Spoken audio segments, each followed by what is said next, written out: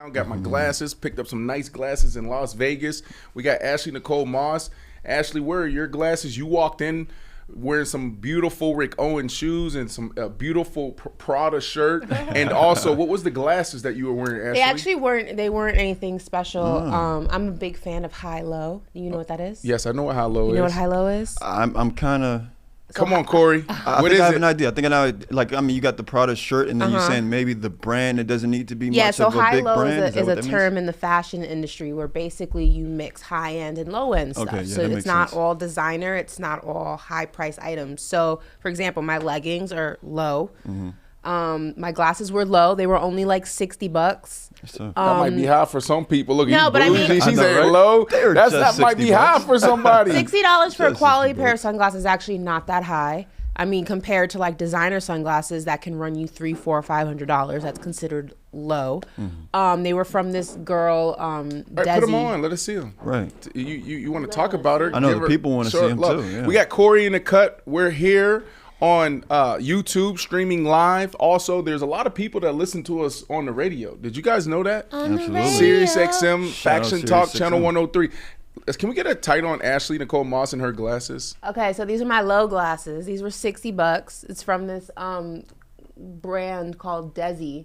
And yeah, they're just kind of Those cool. are dope. Let's wear them. them. Let's wear them for the next 3 minutes. Okay, sure. Because people might My look at us mom and might be like, get mad at me, but y'all wish I had doing my too much. shades. Y'all doing too I need much. some Y'all black trying to be shades. cool. Look at I feel left out. Oh, we don't have any glasses for I Corey. feel basic. I gotta find some glasses. Not basic, Yeah, Corey. I feel basic. Look at this. Can I get a wide? I love this $3. Can we get a wide real quick? So we got a new digital board graphic here, right? Yeah. So as you guys know, this is Paper Route.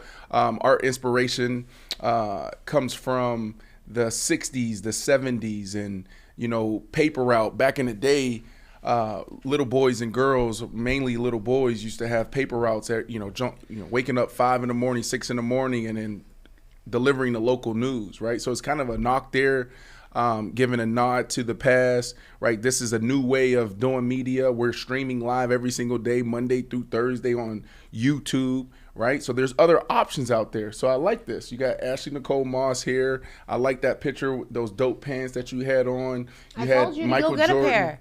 And Kobe, was this Michael and Kobe? It was Michael Yep. and Kobe, and they do have shorts. I asked specifically for you. They said they do, and I sent you that promo so you can get some. So I'm gonna tap in. sure. And then you got the supermodel right here. You got Corey. Look at this guy. Look at Corey. Look at this supermodel. Corey made the cut. Look at it. Corey made the cut. Corey made the cut. Hey, listen, a big show. We're gonna jump in.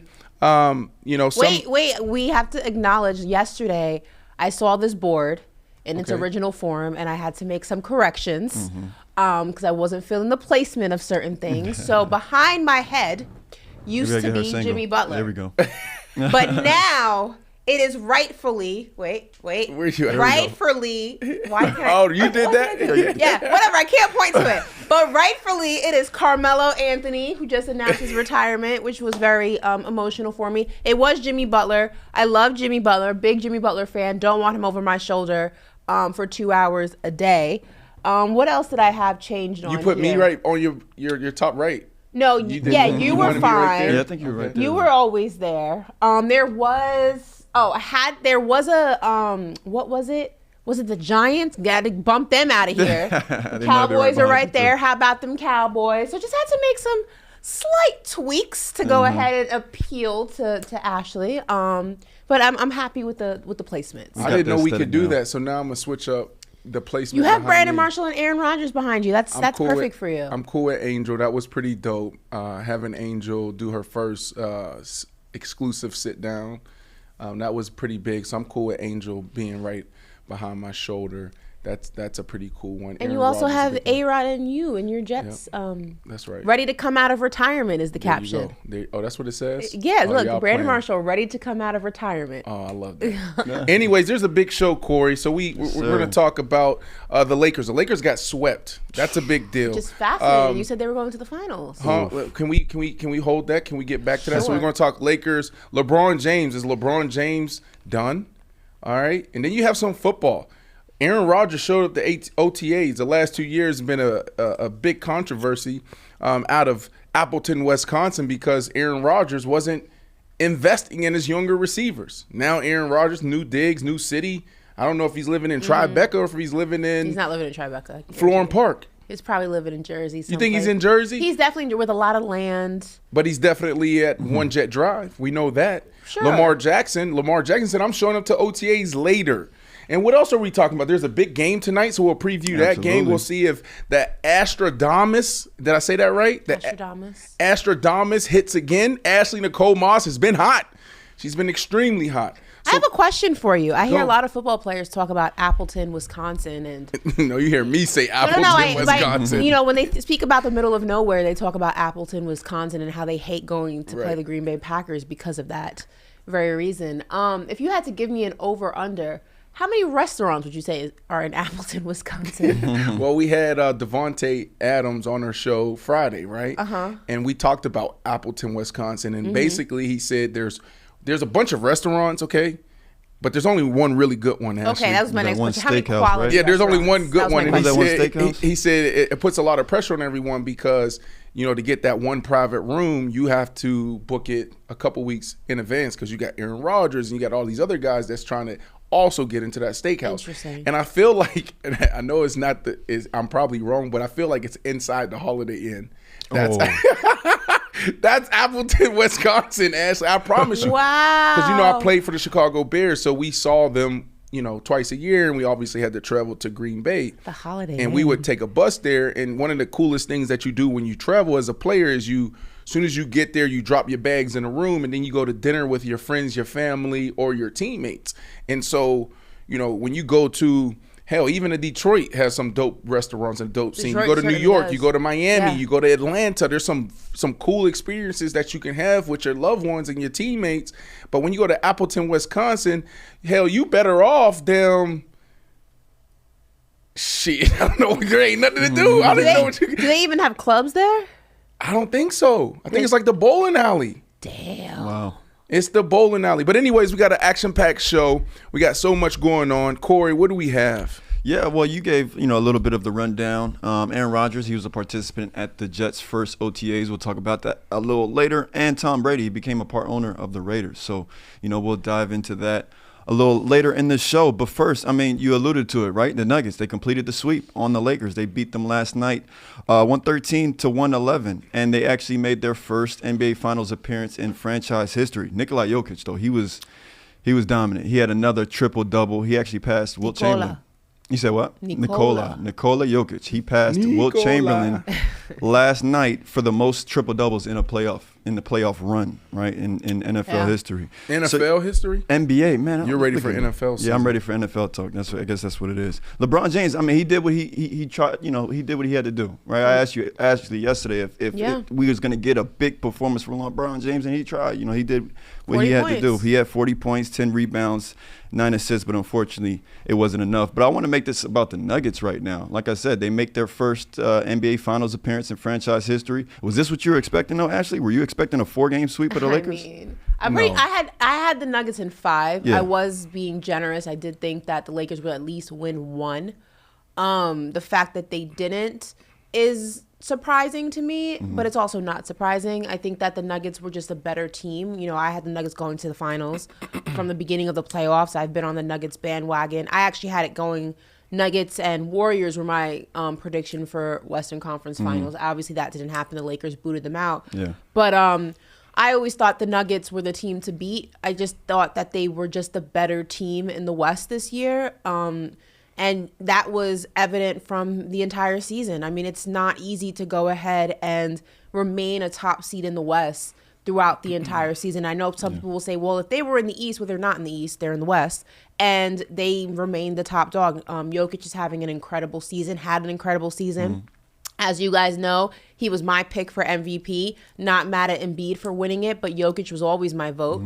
I think we're just seeing what, you know, he's able to accomplish, what he's able to do. But also I think we're seeing what the strength of the Nuggets are as a team. You know, they're a really good starting 5. Their rotation's shortened a little bit. I think it's now they're only a 7-man rotation. Yeah. But even with that, they have really solid bench players that they can implement in that rotation if they want to change it or if they don't want to change it. It's just a really, really, really impressive basketball team. So no, I'm not surprised in the slightest. And listen, LeBron dropped 40. I don't understand what people want from him. He's old. Okay, like he dropped 40 points. And I know people will say, well, he played, they still got swept. Yes. But what are you expecting from him? What did you want him to do? It was sad to see him not being able to get that last shot. He's old, Corey. I know. I really wanted to see him at least He's probably like 50 in basketball years. He's been playing since he was 18. And I'm not making excuses, but it was going to always take more than LeBron James. He is not the LeBron James of the big three in Miami. He's not the LeBron James of his 2 stints in Cavs. He's a 38-year-old man. He cannot do it by himself. Yeah, I think even if they snuck out a game, game 4 with the win, probably would have been sent home in game 5. It was going. They were just showing that they just didn't have enough. Yeah, it just wasn't enough. Yeah. Brandon, your thoughts?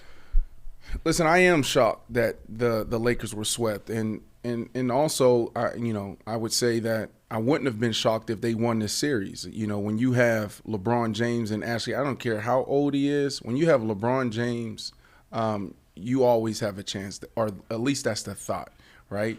When LeBron James walks into an organization, everyone thinks that it's championship or bust, right? And obviously over the last couple of years, the Lakers haven't been a team that anybody's really been afraid of. The bubble, I don't think they win the championship if they weren't in a bubble a couple years ago. I think it was just the perfect situation for a guy like LeBron to get a team like that in that position, because it came down to leadership. It came down to getting everybody to buy in and eliminate those distractions. I'm saying all that to say that, LeBron's run in Los Angeles, I don't think it's gone as planned. I think that the Lakers overachieved this year, right? Like, who would have thought that the Lakers would even be in the Western Conference Finals? But we're here. They were here. Right? You guys been playing amazing all postseason.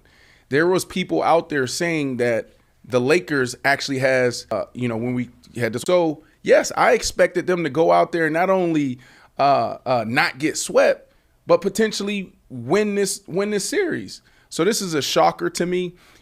Ashley, you said this when we were previewing this series, and I was like, damn, like I didn't even think about that. Being the guy that was drafted to the Denver Broncos, playing in altitude, that is a big deal. And it just seems like they just ran out of gas every fourth quarter, right? The first 2 games out there in Denver, the first game they just got their ass beat, right? And I don't know how much altitude played a factor into that one. The second one, they were right where they needed to be. In the fourth quarter, they separated themselves. And it was game 3, game 4. And another thing that stood out to me that I found interesting is I felt like the Lakers were more methodical. The Lakers were playing like basketball. Let's go through strategy and let's go through our plays.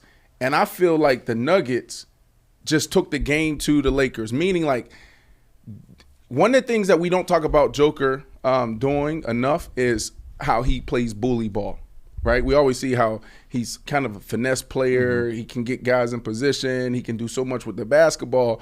But the last 2 games, this dude literally lowered his shoulder and ran these dudes over, right? And he just took advantage of any opportunity he had in the post at the top of the key, where just lowering that shoulder and just literally just taking advantage. And we saw Giannis do a lot of that. So I was shocked, because why didn't you put in a Tristan Thompson or whoever just to go in there and do a hack-a-shack? No, I know what. Stay with me here. Stay here. Tristan Thompson. I'm saying, like, you don't need him. You're not going to use AD. I'm saying, like, why aren't you? Why they let him do whatever he wanted to do? Why didn't y'all go in there and just beat his ass? I don't think that it's they let him. It's that he did. I mean, they tried to switch. But listen, they took did you AD hear what off. I said though? No, but I hear. But they also did try to make adjustments. They took AD off of him and put Hachimura on here, who did have a little bit more success than AD was having. But that's not what I'm saying. But it's Jokic. You can't stop him. No, but that's not what I'm saying. I'm literally remember back in the day, and I don't know, how much the rules have changed, but remember they had the hack-a-shack thing, right? Where literally dudes would be thrown in the game just to foul them, just to hit them. But that only works. The hack-a-shack only works on someone who can't shoot free throws. But what I'm saying is make it harder on him. Make his ass work for everything. That's not making it harder on him. All you're doing is giving him free points by sending him to the line. Like Jokic can shoot free throws. It worked on Shaq because he couldn't hit the side of a bus. So he could the way he played the game. Here's the outcome. You were swept. You got this dude been playing legendary ball for damn near 3 years, but took it to a whole nother level the last 2 series. something got to give. Yes, you put AD on him the first game, and then you switch, and then you put another guy on, and then you use AD to come into the paint, this to be that help guy to defend the rim. So, yeah, you guys are trying, but why don't you just try just fucking taking the game to them? And that's why I brought it up, because you saw the Nuggets playing that type of ball, but the Lakers didn't. The Lakers looked like little boys to me. And I'm shocked that it went down this way. I feel bad for LeBron, and I feel bad for AD. I feel bad for AD because we've been crushing AD for the last 3 years, or hell, maybe even longer. And AD came in and AD did his thing. So I feel bad for those two guys. I don't think that the Lakers were not trying to stop Jokic. They just were unable to stop him. I mean, Darvin Ham was throwing a bunch of things at him. First it was AD, then it was Hachimura. They were doubling him. They were fouling him. You know, Jokic had multiple fouls in multiple games of this series. Yesterday he had 5. I mean, so it's not like he wasn't getting fouled, but Jokic shoots 82% from the free throw line. Hacking him's not going to work. Like, you just keep setting him to the line, and basically you're giving him free points. He's going to hit those shots. Make him think twice about lowering his shoulder and running you over. He made LeBron look like a little boy. He made AD look like a little boy. What do you mean make him think twice? Like, do you know who Jokic is? He's not thinking twice. I think it's back. You had that very backwards. I think it's at the point now. Jokic is proving that there's really no answer to stop him. Right. Like, Jokic, I mean, that's what I'm saying. He hit 2 off-balance half-court shots in the same game. Did you see the one-footed, the one-legged step back he hit over? I think it was Anthony Davis. Behind his head. Yeah. He did that, and that was like game 2 because it was in Denver. No, well, he did it again last night. No, but he hit 2 like 25-footers or more than that, like 25-ish footers. That's what you're talking about. Yeah. And those were 2 in the game, and one of them he was literally on 1 foot, and the ball was behind his head. Right. Phenomenal. And he did it twice, and then he did it again he did it prior to that in game 2, the exact same shot. Jokic is just an anomaly. He doesn't have a deep bag in terms of his post-up moves, and he's not the most finesse, and he's not the most athletic, and he's not, the sexiest player when it comes to his style. You're not going to see, Iverson-esque moves. You're not going to see Kobe Bryant, being able to float through defenders. You're not going to see any of that with him. He is just a really great basketball player because he just plays fundamentally. It's not about any of the extraness with him, and it's hard to stop a player like that. Deserving of the Western Conference Finals MVP? You think he deserved it? Absolutely. And if you ask me, listen, again, not taking anything away from Joel Embiid. I'm not mad at the fact that he won. I personally believe he should be the 3-time MVP. Yeah, they're not gonna allow that. You know why they're not gonna allow that? That's my personal opinion. People can argue that, but for me, he was a 3-time MVP. Who has ever? I can't listen. I agree with you that he played exceptional and put himself in position to earn that. But a real question is, has there ever been a 3-time back-to-back MVP? Yes. Who? Larry Bird. And who else? I believe Bill Russell. What happened to Michael Jordan? Okay, but we can't. No, the reason why I'm saying that, because I was like sitting around some basketball experts a couple years ago when we were having this conversation about Giannis. Remember, Giannis was in the same position. They're like, well, if Michael Jordan didn't get it or Kobe Bryant didn't get it, why the hell are we going to give it to this guy? What is that? I don't know. You tell me. I personally don't understand that argument. That doesn't make any sense to me. It's politics. That's basically what I'm saying. It's politics. Even when you're talking about Joel Embiid, he campaigned all year for MVP, right? So did he play at an amazing level? Absolutely. Did I have him as my MVP? Absolutely. But he definitely campaigned for this award for sure. 100%. I just don't like that argument of, we didn't give it to Kobe, we didn't give it to Jordan. And yes, listen, you can say, I think that Kobe probably, I don't think Nash deserved it that year. Can you make an argument that it wasn't like a complete slap in the face that Nash won it? I guess for me, I think that probably that was the most egregious oversight, because I definitely feel like it was Kobe's to win. But I don't like this argument that people use, well, we didn't do it for these players, so we can't do it. What does Jokic have to do with your shortcomings and not making the right decision years prior? He wasn't in the league. He wasn't a thought of. That's why they did it to Giannis why do we make it so that players who are worthy of awards have to pay for the oversights and the mistakes of the voting committee when it comes to prior MVP awards. If you got it right the first time, there would be nothing to be upset about. But you didn't. Why is that Jokic's fault? Listen, down the stretch, I'm not taking it away Joel from Embiid played the better ball. I'm not taking it away from Joel Embiid. I just don't like that argument. The last month and a half of the regular season, Joel Embiid played better ball. And when they went head to head, he dropped 40-something. I'm somebody who looks at a season as a whole, but that's just me. So let me ask you this question. You have Nikola Jokic, the Joker, drafted in the second round. This is 2014, pick 41. All right? He's 28 years old. Ashley, if he continues this for another 3 to 4 years, what's his place in the history of the NBA? I mean, I think right now he's already one of the best big men to ever play the game. I think it's already been solidified. I think he's already been solidified as one of the best players in the NBA. I think that a finals win and a finals MVP would maybe push him over the edge for the doubters as one of the best players of all time. We've never seen a big man like Jokic. Yeah. And that's not to take away from the dominance of Shaq or Olajuwon or Tim Duncan. I mean, they're Hall of Famers. Those guys are incredible. But we have never seen what Jokic is. Right. And I think that a finals MVP and a finals win, and not only now, but if he does it again at some point in his career, I feel like you can say he's top 5 best big men of all time. Yeah. I earlier I talked about being around some basketball experts, and those basketball experts were Chris Bouchard and Nick Wright. And, so I had the opportunity to sit around them for a year, just listen to them talk about basketball and break down the game, right, from so many different levels. One of the things that they used to debate, and I would jump in here and there and just give my little 2 cents, was – and Kobe talked about this as well back in the day. The international players are better now, right? We didn't respect the international player. Now we do. You see not only him, but you see Luka.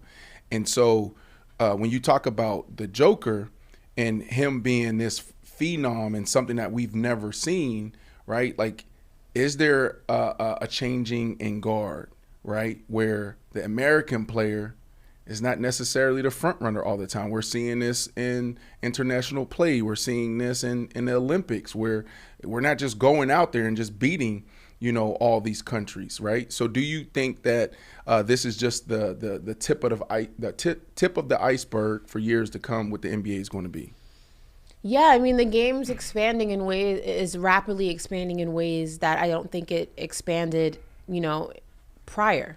I think also, the San Antonio Spurs have showed, that era with Ginobili and Parker when they were kind of running the league. They kind of began this whole trajectory of finding the international player and developing them. And, that kind of struck, a match, and the rest of the teams in the NBA started to kind of take notice. They play a different type of ball in Europe and, overseas. Yep. It's not as, what's the word?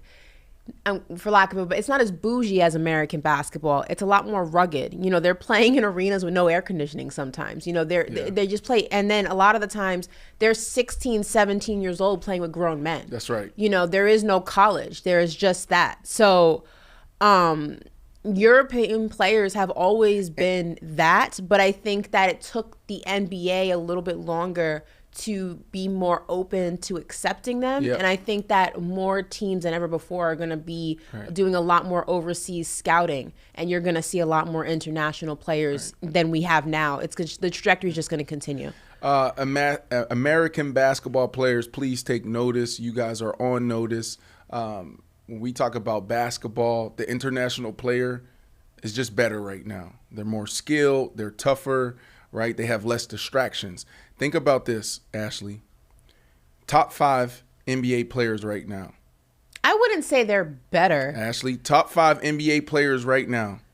Giannis, Joker, Luka are in the top 5. So the three out of the 5 NBA players, the best NBA players, are international players. I mean, but also that's your list. Some people will have Steph in there. Give me the list, Ashley. Yeah. Give me the list. Mine. This is not in order. Giannis. Okay, international. Steph. Jokic. From North Carolina. Yeah, Steph's American. Giannis. Not much overseas. Steph. Okay. Jokic. You gotta put Luka in there. Luka. Damn, I used to have Kevin Durant in there, but like. You still got to go KD. Yeah, I'm gonna go. You still got to go KD. I'm gonna stick with KD. KD's my guy. KD's my guy. I'm gonna stick with KD. I'm gonna stick with KD. So again, yeah, right, 3 out of the 5 are international players. Remember, Kobe talked about this. Kobe said this years ago. Like I think it was like 2018.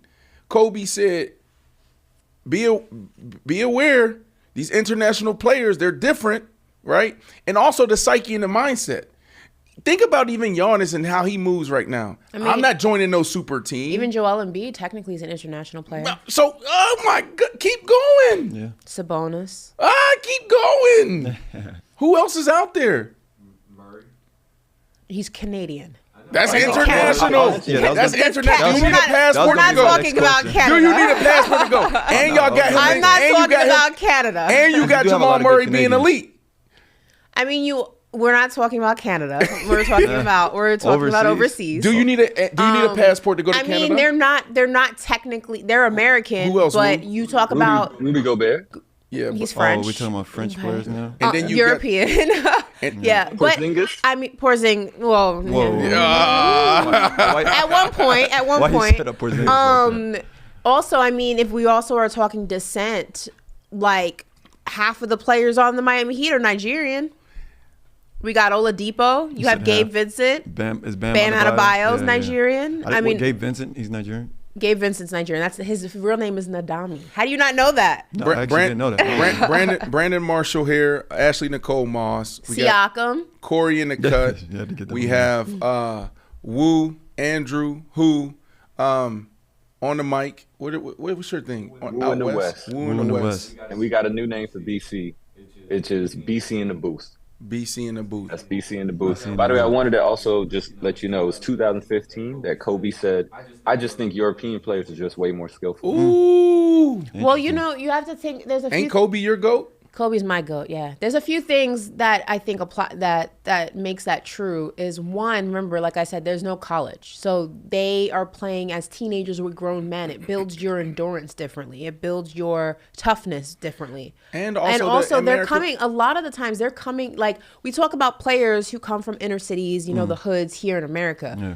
Take that and multiply it by like 100 overseas. A lot of them are coming from third world countries. You know what I mean? Have you seen where Jokic is from? Have you seen where Luka is from? And also, Ashley, there's a sense of entitlement with the American athlete now, so more than ever, right? Think about like some of our guys. First, from like just like from a approach standpoint, everybody just want the flash. Everybody just want the dunk. Now, obviously, people are working on shooting the ball because you got to be able to be a 3-and-D guy to make it to the NBA these days. Mm-hmm. But everybody just want to do all the cool stuff, how we dribble, how we dunk. That's what's cool. They're over there, like Kobe said, they're working on the fundamentals of the game. They have real skill. And so that's a huge difference. And then a sense of entitlement, Ashley, it's like at 8 years old, 9 years old, the Kentuckys of the world are offering some of these kids scholarships. 10 years old, they got scholarships to all the major NCAA men's basketball teams out there. So what does that do to our players? So I think that we're more entitled, and I feel like sometimes we put the fame before the game. I will push back a little when you say that overseas players are better than American, only because I don't know if that day has 100% come yet, because when Team USA gets together and goes and plays these other teams, they struggle. We wash them. No, we don't. What do you mean? No, we don't. We've been struggling. We get gold every single Olympics. No, we've been struggling. But we win the gold. Every single Olympics. Hold on, time out. Let's go back, because there's minus documentaries. Maybe there's what film. was our there's Tokyo? Film around this. Even Tokyo, we won gold, right? We'll check that from him. So basically, here's what used to happen back in the MJ days, right? And it kind of changed right after that.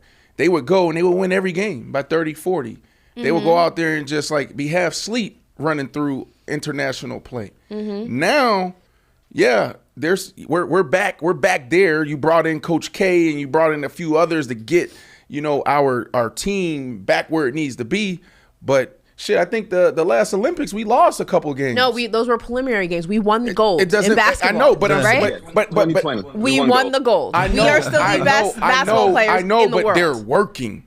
It's not out there. They're not out there just running through. I get what you're saying. It's different. It's different now. Now, right. It's not 90. It's not 92 level. It's not redeem team level. It's not that. But to say that we have completely been eclipsed is not true, because we still, when we have to go against these other countries, we still beat them. So Team USA basketball, when you put together a collection of our best basketball players currently in the NBA, while games may be getting closer, I agree with you that it's starting to be less of a wash that it used to be back in the day. When you put together a collection of our best basketball players, for now, we still win gold. It just happened, and it will probably happen again next Olympics. That's because you know what? There's not that many. You're gonna love this. That in America we have more depth. But we have more. And then now you're playing against a Russian team, or you're playing against a team Puerto Rico. They might have one or two players. We have players but that's my sit point. on the bench. So yes, you know what I'm saying? When you talk about the Lukas and the Jokic's and all those guys, yes, but let's not make it seem like there's a bunch of Lukas in where's he from? Slovenia? No, I'm not saying there's not a bunch of Lukas walking around. That's not the case. I'm doing this best international basketball. If I can spell this right, basketball. Australia's really players. Good. Okay, so here we go. What's the kid's name that everybody's saying is the best prospect the NBA has ever seen? What's his name? Wembyama. All right, keep his name right there. But I want to pull something up here real quick. These are in history. I don't want history. I want now. I want now. The best current NBA international players. All right, take that back out. Don't need that. What they call that? Cookies. I don't need that. Boom. Let me go here right now. All right. So you have Giannis, Joker, Joel Embiid, Luka, Rudy Gay. All right. So this is what I'm about to say. What's his name? Wembyama. Within 3 years, the top 5 NBA players will be all international. That's Joker.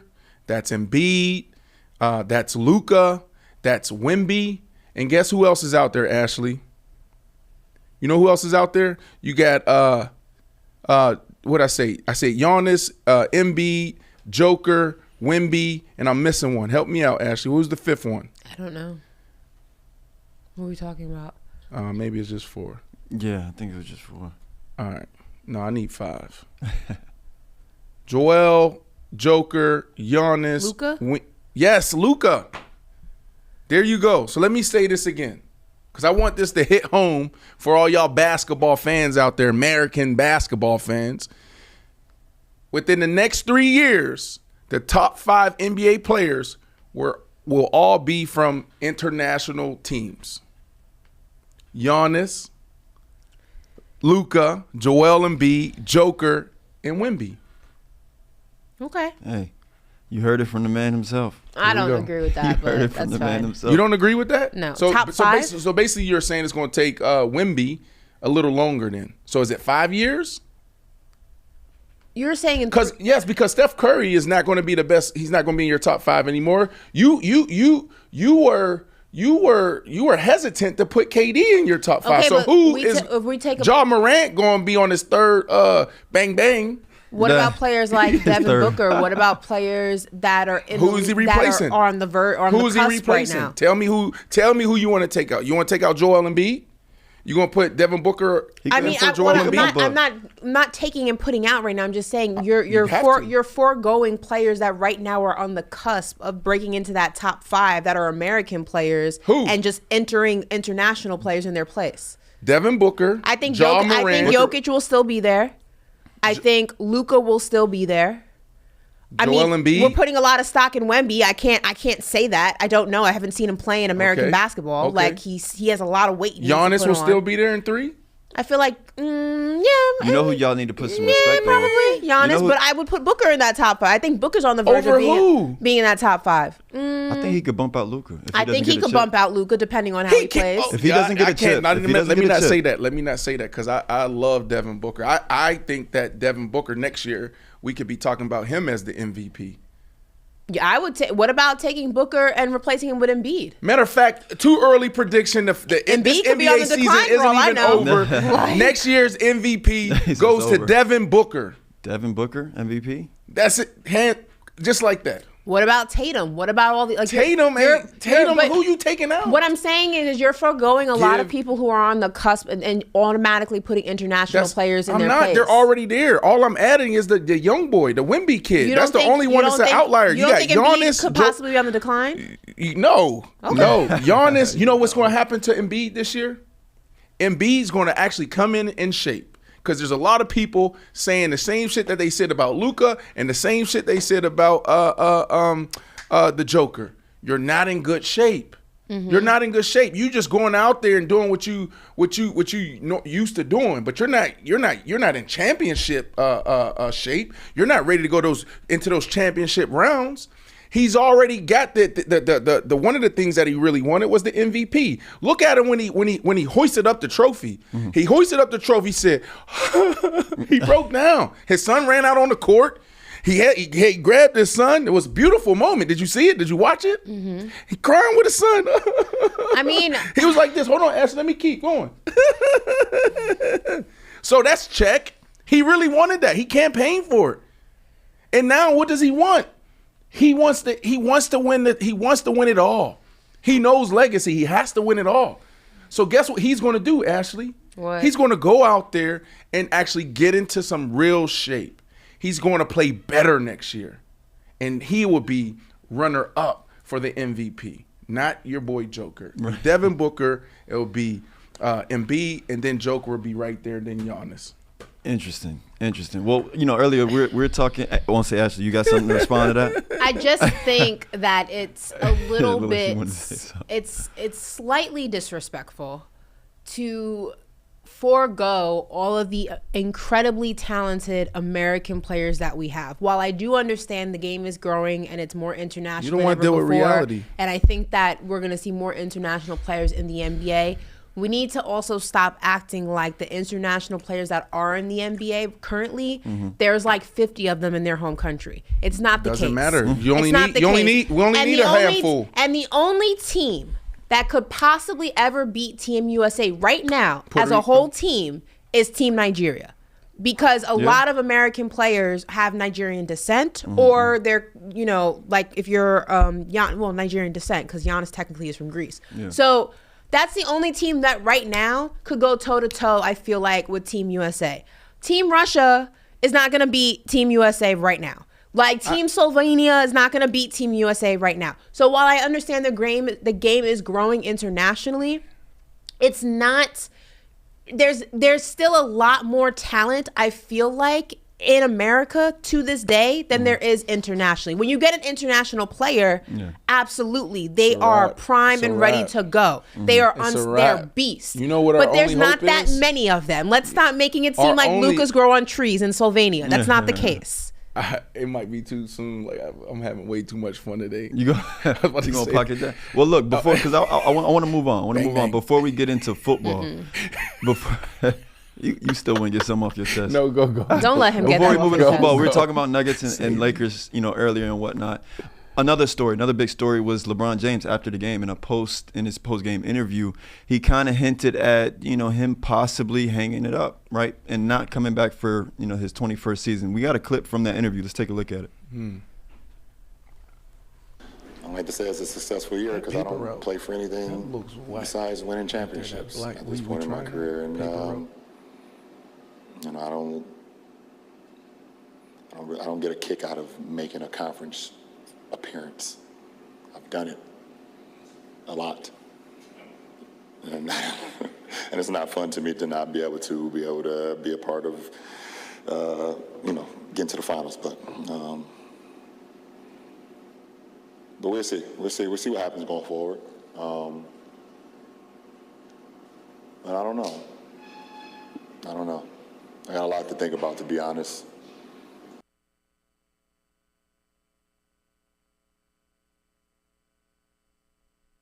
Guys, what's in store for LeBron James' future? Can I start this one, Ashley? Or Go you wanna ahead. go? No, go ahead. You know all about retirement or the verge of retirement. I'm Right. interested to see you dissect this. Hopefully right. you dissect it correctly. All right. So, listen, first off, the first thing I want to say is in these moments, right, this is when you're in your most vulnerable state as an athlete, as a competitor. There's so many things going through your head, right? That's why it is important for you to collect yourself before you sit at the podium, because everything you say will be dissected. And so LeBron knows that, and he's extremely intentional with all his movements and everything that he says, okay? When you're aging, you get older, there's so many things that goes into it. Like, there's no doubt in my mind, and hopefully no one else out there, that LeBron gave it his all, right? Think about that. LeBron coming into this year probably thought he had a chance. Then the season started off the way it did. AD actually was phenomenal, right? He was, through those first 20 games or whatever, when he was averaging like 30 points a night, he probably was in the early discussions of MVP.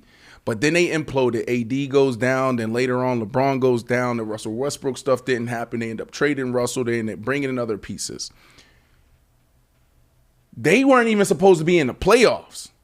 Now they get in the play-in. They win. They get in. And now they have success. This team gels. They come together. They only been together for, 30-something games, if that? Yeah. LeBron James now is probably like, holy crap, like maybe I can steal one.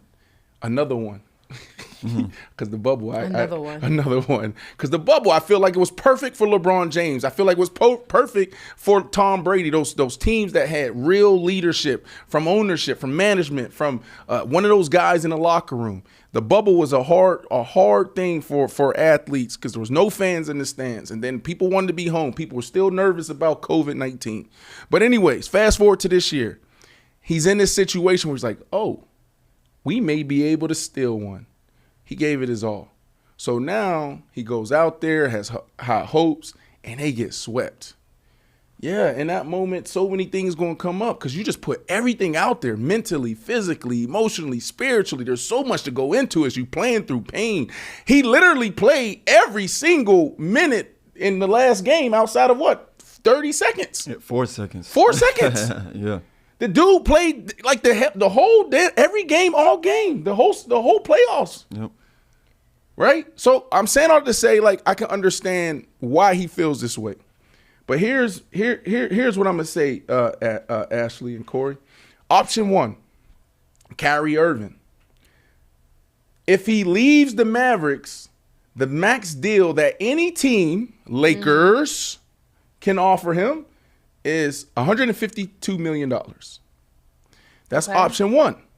Okay. Option one, probably not likely. Option two, and probably option three, probably likely. Well, what is option two, Brandon?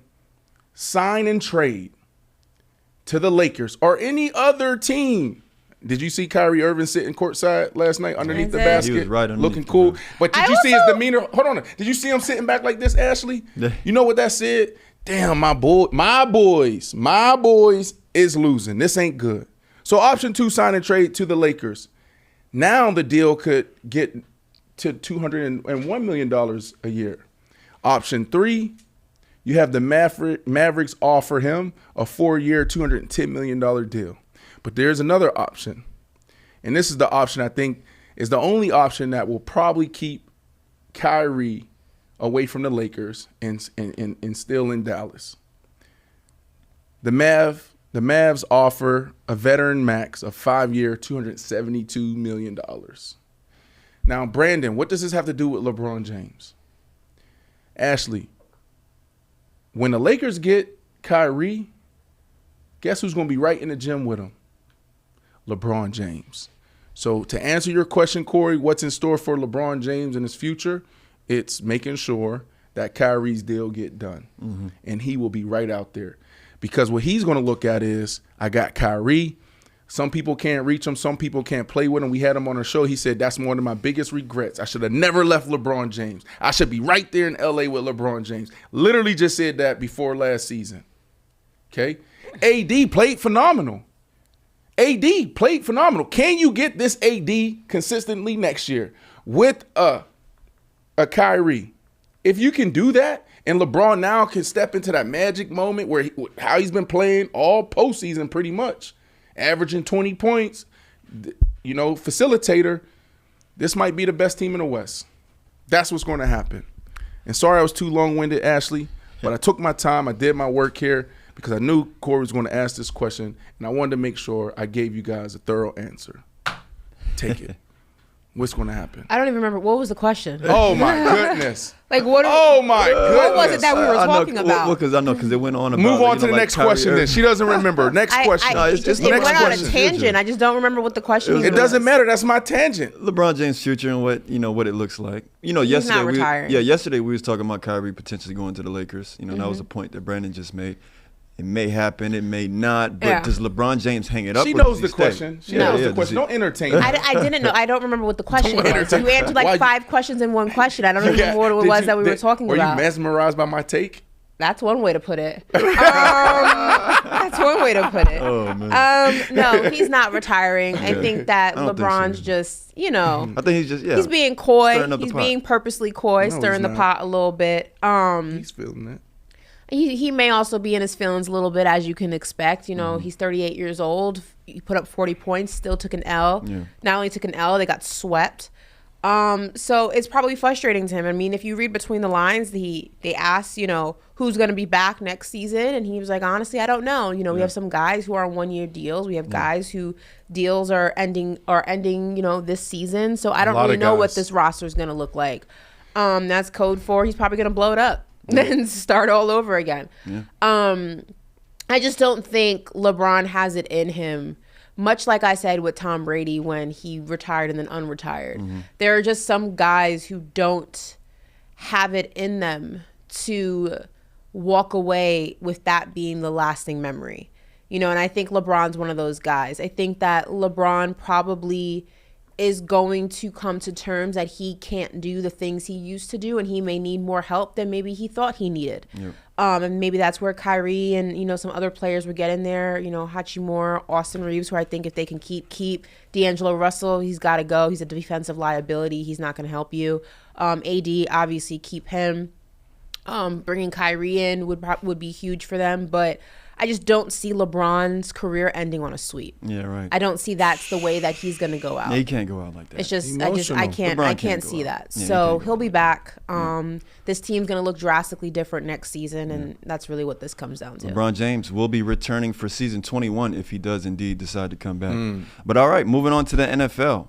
Mike Jones of The Athletic composed a list of players who he feels has the most to improve. So what we want to do, go through that list, and I want to ask these guys, who NBA? they feel. No, this is NFL. Oh, NFL. So yeah, we're moving on to the NFL. Switching sports. Got it. Yep. Moving on to the NFL. And I want you guys to look at this list, and you tell me who you feel is one guy on this list who has the most to prove heading into next season. I love who was at the top of this list. Oh, of course, my quarterback, my QB's in there. That's original. Your eyes went straight to Dak Prescott, huh? But look at who's at the top of this list, Brandon. Calvin Ridley. You just had your interview with DeVonta Adams, and he was actually a guy that was in his top 5 receivers in the league.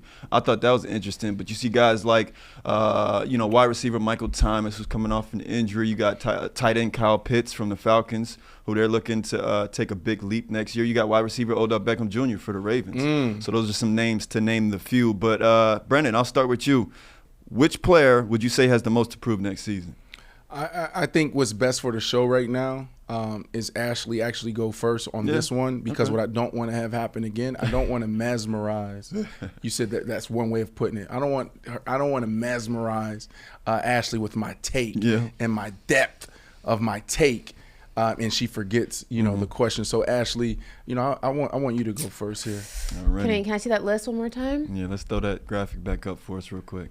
I know who she's going to pick. I know who you're going to pick. Most to prove or most to improve on? No, most to prove. Like, most to prove. She's going to go. There's a few guys. Can I name more than one? You can name more than one. Go in depth. Okay. Yeah. Mesmerizing. I'm going to go Sorry, Dak. I love you. Dak Prescott, coming off of a year where he threw the most interceptions of his career. Yeah. I think also he led the league in interceptions last season. He needs to prove that he is the leader that the Dallas Cowboys need to go all the way or to go far in the playoffs. This is a team that every single year is in the top 5 teams expected to go to the Super Bowl, and they fall short in some way, some form every single season. He needs to prove that he can lead this team to success. Obviously, it's not all him, but a lot of it is him. And he has not done the things that he needs to do to go ahead and be that leader the Cowboys need. He knows that. I think that Cowboy fans, and whether you are a Cowboys fan or not, I think we can all agree that Dak Prescott is a solid quarterback.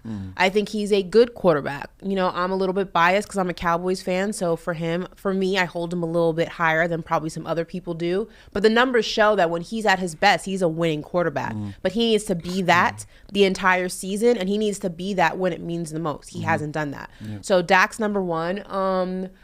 Odell Beckham, he's coming off of an injury. He's coming off of a year where, you know, his team put it out there that maybe he was ready to return and teams weren't taking the bait, which leads me to believe that he wasn't 100% healed. He needs to show that he's worth that, what was it, $16 million that the Baltimore Ravens gave him? Right. Coming off of another 18? Yeah, coming off of another major injury. He needs to show that he can stay healthy. He can still be the Odell Beckham of the Super Bowl winning Los Angeles Rams. And last for me, I'm going to go Jordan Love. Jordan Love needs to show that Aaron Rodgers and pissing off Aaron Rodgers and drafting him maybe before the time, a little prematurely, was the right decision. And that this is the quarterback that's going to lead them into the future. Right now, we really don't know what Jordan Love can bring to the table. We haven't seen much from him, understandably so. But he's going to have a big task at hand. That team's not the team that Aaron Rodgers was accustomed to having. There's a lot of bare bones there, but he needs to show us a little bit of something. So those are my 3. Probably in the toughest situation, too. For sure. Jordan Love, yeah. Okay. Brandon, what we got? All right, here we go. Ashley, I agree with you with Dak Prescott, right? For different reasons. I just think we all want the Cowboys to actually be in the Super Bowl. Do you guys really mean that? Ashley, even the folks Are you being funny or you really want that? Listen, even the Stephen A. Smiths of the world, even the biggest Cowboy haters want to see it happen, right? Because it's a huge story. And, I'm in the storylines. And I feel like Dak Prescott has everything he needs with himself at the quarterback position and also around him to get the job done. I think it'll be great for football. I think it'll be great for sports talk, radio and TV. It'll be just amazing. Can I tell you guys something? You could not tell me shit for the rest of the year if the Cowboys went to the Super Bowl and won. Yo, that would be amazing. The way I would be walking around on air for 365 days that following year, you couldn't, until the next Super Bowl, you could not tell me anything. You would try to cut in line at Publix at me, or you try to cut me in line at Publix and be like, Scoop, did your team win the Super Bowl? Get the hell behind me, all right? Move. You couldn't tell me anything. I would walk around like Beyonce for 365 days a year. And then you'll have the question you always love asking people: do you believe in the Super Bowl hangover? That's what it is. The Super Bowl hangover. That's what you always say. I would be like, you know what? Doesn't matter. Doesn't matter. You got one. See, that's the problem. Y'all don't want to be consistently great. All right, throw that list back up there. A few guys that stood out. Kyle Pitts, excuse me. I had to look at his stats. He's going into his 3rd year. His first year he came in, he played really good. He played amazing, actually. Let me pull up his stats again here. Right? When they drafted him, the talk was that this dude is a tight end that moves like a wide receiver, and he could potentially be one of the best tight ends in the game. He can be pushing Kelsey. He can be pushing Waller, right? Some of those guys, the Kittles of the world. So he comes out in his first campaign, his first year, he has over 1,000 yards. And I had to go back and really look into this because I'm like, damn, year 2, he only had 356 yards. He had 28 catches. What happened? Why the drop off? And I don't care about the quarterback situation. I don't care about any of that because when you're a great player, you find a way to impact the game. You find a way to still do a phenomenal job. It could be hard, but 28 catches, 50 off of 59 targets, 356 yards. That's a problem. He may need to actually stand up for himself and say, look, guys, we're struggling. Maybe y'all need to throw me the ball more. But when I look at this, he actually played almost all the games. 2 catches, 1 catch here, 2 catches there, 2 catches over there, 3 catches in this week. That's not good enough for a guy that is loaded with so much talent. I mean, he can literally do it all, and he fits the modern tight end position. And that is a guy that can play outside, that can play inside. He can be attached, he can be detached. So I see Kyle Pitts having a bounce-back year. He has to have a bounce-back year. Ashley already hit Jordan Love. Look, you don't have a lot of time to get this right. Mm-hmm. This is one of the bigger stories in football. People are going to be watching, right? So obviously you have a whole season, but this season needs to be a successful year. We want to see what you're going to do, because also there's a lot of financial implications around this, right? They pick up his 5th-year option. I think they gave him a little bit more money. They're going to have to decide what to do because he sat for a few years. Odell Beckham Jr., of course, he's a superstar. What are we going to get out of Odell? Can Odell actually be the Odell that we're accustomed to? So I'm excited to see Odell. If not, this could be the last big deal. You know what I'm saying? You really gotta approach this year that way. If you're Odell Beckham Jr., he had to fight his ass off to get this contract. So just imagine if he doesn't put up big numbers, what's going to happen after. So those are some of the guys that stood out to me. Can you throw that back up there? I'm sorry, BC, and then we can move on here. Trey Lance, look, we know who the guy there. The guy is Purdy, right? Like, that's the quarterback. We know that. Daxton Hill, okay. Dak, we talked about it. Mac Jones, Michael Thomas. Michael Thomas, Ashley, do you know how many catches he had in 1 year? Like, the most catches he had in 1 year? Michael Thomas. Let me see. This dude was a catching machine. I'm going to go catches. I'm going to say 30. No, 30. Catches in a year. Oh, in a year? Oh, yes. Wait, were you just referring to a game? 30 in a game? No, I was referring to a year. Oh, you thought no, it was 30 most. in a year, Ashley. Wait, what was the question? Oh, my goodness. Ashley is not listening to me today. Do you listen to me? What was the question? Most catches in a year? Yeah. Oh, okay. Give me a second. Golly. Like, she's just not listening to me. Mediocre. See, that's the problem. That is the problem. Okay, give me a hint. Is it over? I would say this. The record. What's the record? Yeah, give me that. The record. So you would be revealing the number. Don't do that, right? Don't give her that. Yeah, because that's going. I would say this for a really good receiver. For a really good receiver. Oh my goodness, Ash, we're gonna move on. No, I'm saying, is it under 200 or over 200? Yes. It's over 200. No, it's under. We're gonna move on. We're gonna move on. 100. Hold on, let me tell you right now. Don't tell me. No, stop. No, you're not going to guess. Can I guess? The record by Marvin Harrison back in the day, because I wanted to break it, was 142, I believe. Okay, so I'm going to say Michael Thomas had 125. Okay, 149 in the season. He broke the record in 2019. Damn, bro. Like, when I say a machine, that was my last cup of tea. That was my last stop. That's a lot. I've never, ever seen anybody work like Michael Thomas. You said what year? 2019. So that and was then before the last he got couple hurt? years, it's 40 catches, 16 catches. He missed all of 21, right? So we got to see what this dude have left in him. But when I tell you, there's walkthroughs before the game. So the night before a game, home teams, the away team, they everybody stays in a hotel. No distractions. Really? Yeah. No. Is that still true? Baby mamas, stay away. Okay. Okay. Wifey, stay away. Girlfriend, stay away. We ain't doing that. Now, does players find a way? Of course. Always a way. You know what I'm saying? You got to have a little system. You know what I mean? You got these 2 top floors and securities at the elevators at the end. This is the NFL. This is how it happens. Once you get up, there's curfew. Stay home now. Huh? I could have sworn they're allowed to stay at their own homes now. No. The NBA does that. Yeah, that's the NBA, not the NFL. Ooh, NFL, this is a different mindset. Like the way they approach their players in the game is a little different. Like, you have curfew and you can't get off that floor unless you can. right? Oh. You got to be like the fires. You got to go with the fire. Yeah, you just got to. There's some tricks. There's some tricks. They call them old vet tricks. Do you like put the pillow? No, in the bed and then the cover over it. Yes, So it's like the dudes do form of that. the body? Because that's for the younger players, right? When you're in camp or whatnot, like coaches might come in and peek in. You might not be there for the check. It's really the check. So if the curfew's at 11, 15, 11, 20, they're still checking, going to every room. Coaches are literally coming in, opening the door. But what? And you're a grown man. You talk about.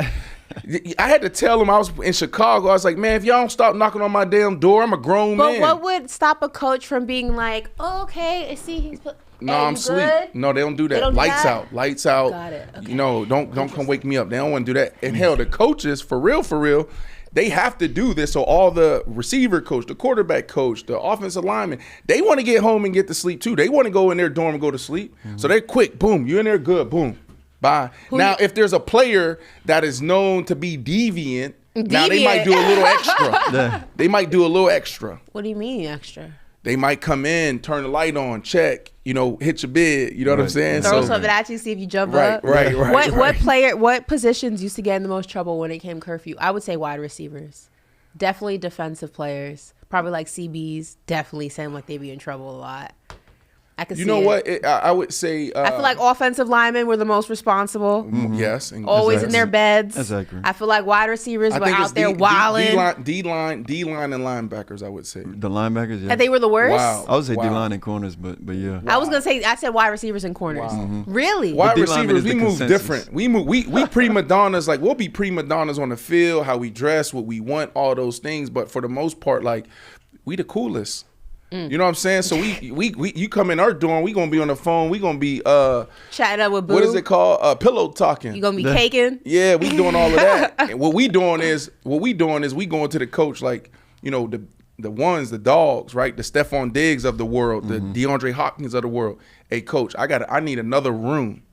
That's how we operate. Like, we just straight out there. There ain't no hiding, ain't no nothing. I need another room, coach, because like my massage therapist is coming, and I might not be back in my room until 11:30, 11:45. And this is real. Like, you know what I'm saying? Some dudes might buck the system and might try to play around a little bit.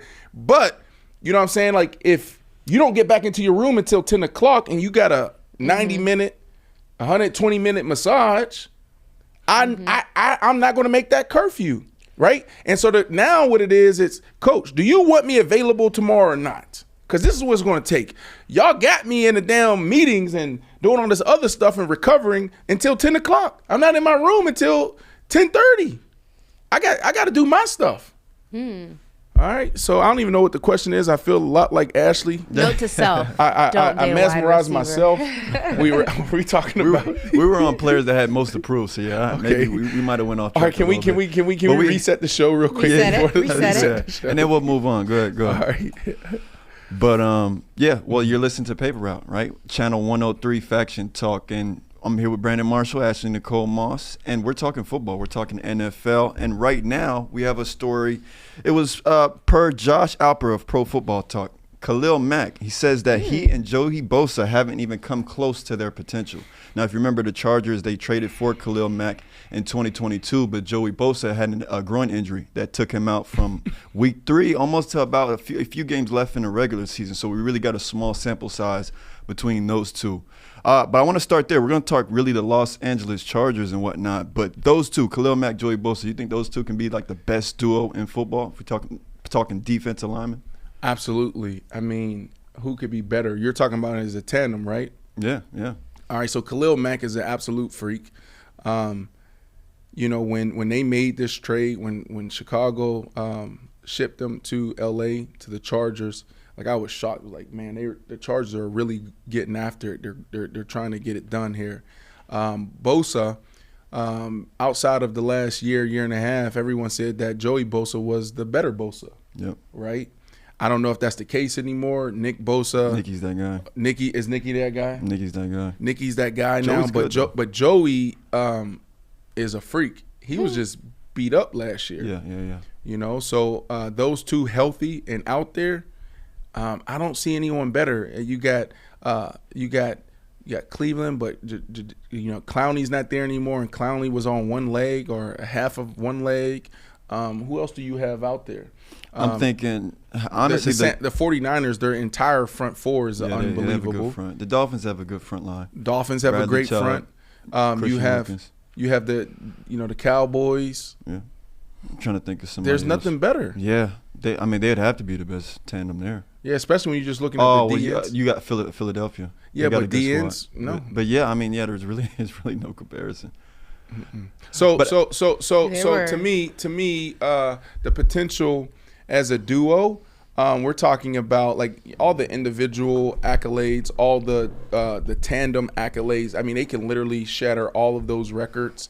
I think their hair is going to be set on fire. I think they understand that they don't have a lot of time to get this done. Mm-hmm. They know that the team invested in them. Like when you're a player and you get paid that much, you know what time it is, right? Mm-hmm. So you best believe Khalil Mack making the money he makes and Joey Bosa making the money he makes. He know that the team is saying, you guys are supposed to be the ones that walk us into the Super Bowl. Right?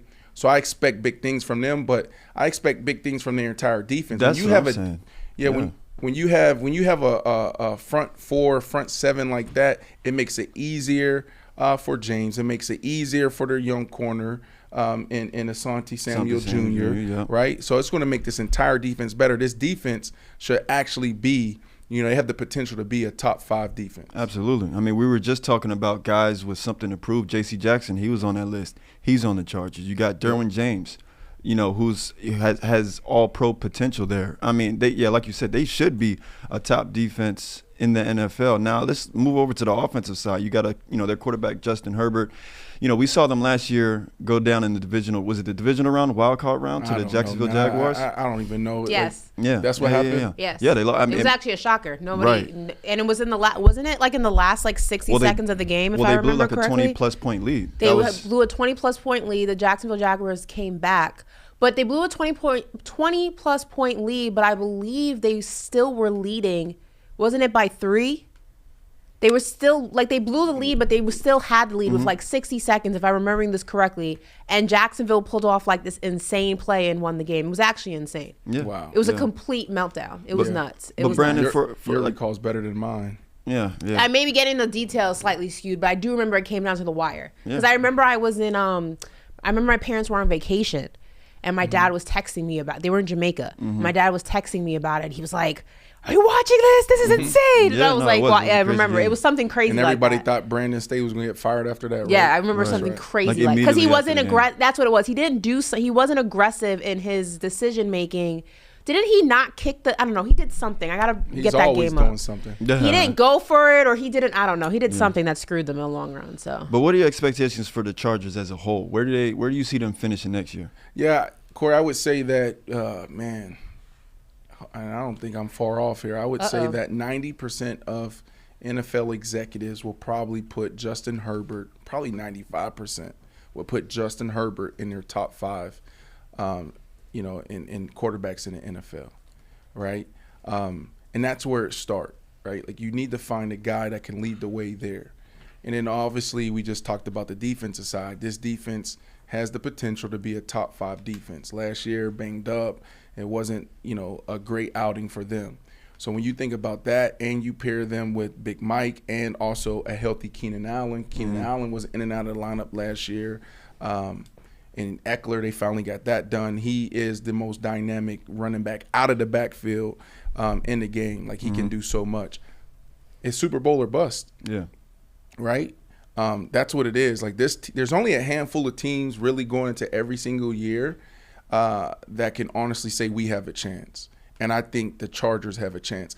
Now, some of the things that's held them back, Ashley, this kid is going into his 5th year, I believe, Justin Herbert. Can we fact check that? What year is this for Justin Herbert? Is it 4, going into 4 or going into 5? And then also we can look at how many offensive coordinators has he had since he's been in the league. This is going into 4. So he's going into 4. And how many offensive coordinators has he had, right? I believe maybe this is his 3rd offensive coordinator. That is a problem, right? And so that's a huge challenge. And then also Brandon Staley is a huge challenge, right? Like, I'm surprised he's actually back. Yeah, does he have his confidence still? That's the question. Like as a play caller, as a coach, like you said, if you're aggressive, be aggressive. Mm-hmm. But what I don't like is when players or coaches change. Go ahead. His third offensive coordinator. But what I don't like is when we let the media or the fans dictate how we approach the game or change how we approach the game. If you're a shooter, shoot. If you're going to be aggressive, you want to go on fourth, live and die by it. Like we say, live and die by the 3, live and die by going on it for fourth down, if that's what you really believe. But now you're outside yourself because your ass got tight. And that's what we say in ball. Ashley looking at me like, that's what we say. Your ass got tight. You know, moments. That's what happens. Clutch moments. Fourth quarter. We got 2-minute drive. And then you start seeing offensive coordinators and defensive coordinators start doing this. When they start doing this, Ashley, that means they ass got tight. It's like, Coach, what you doing? We ain't do an all-out blitz all year. Now you gonna say all-out blitz? What is going on? Your ass got tight, right? Why, Coach? What to call? All go special. All go special. You know they're in cover. Like, what are you doing? Your ass got tight. Yeah. But anyways.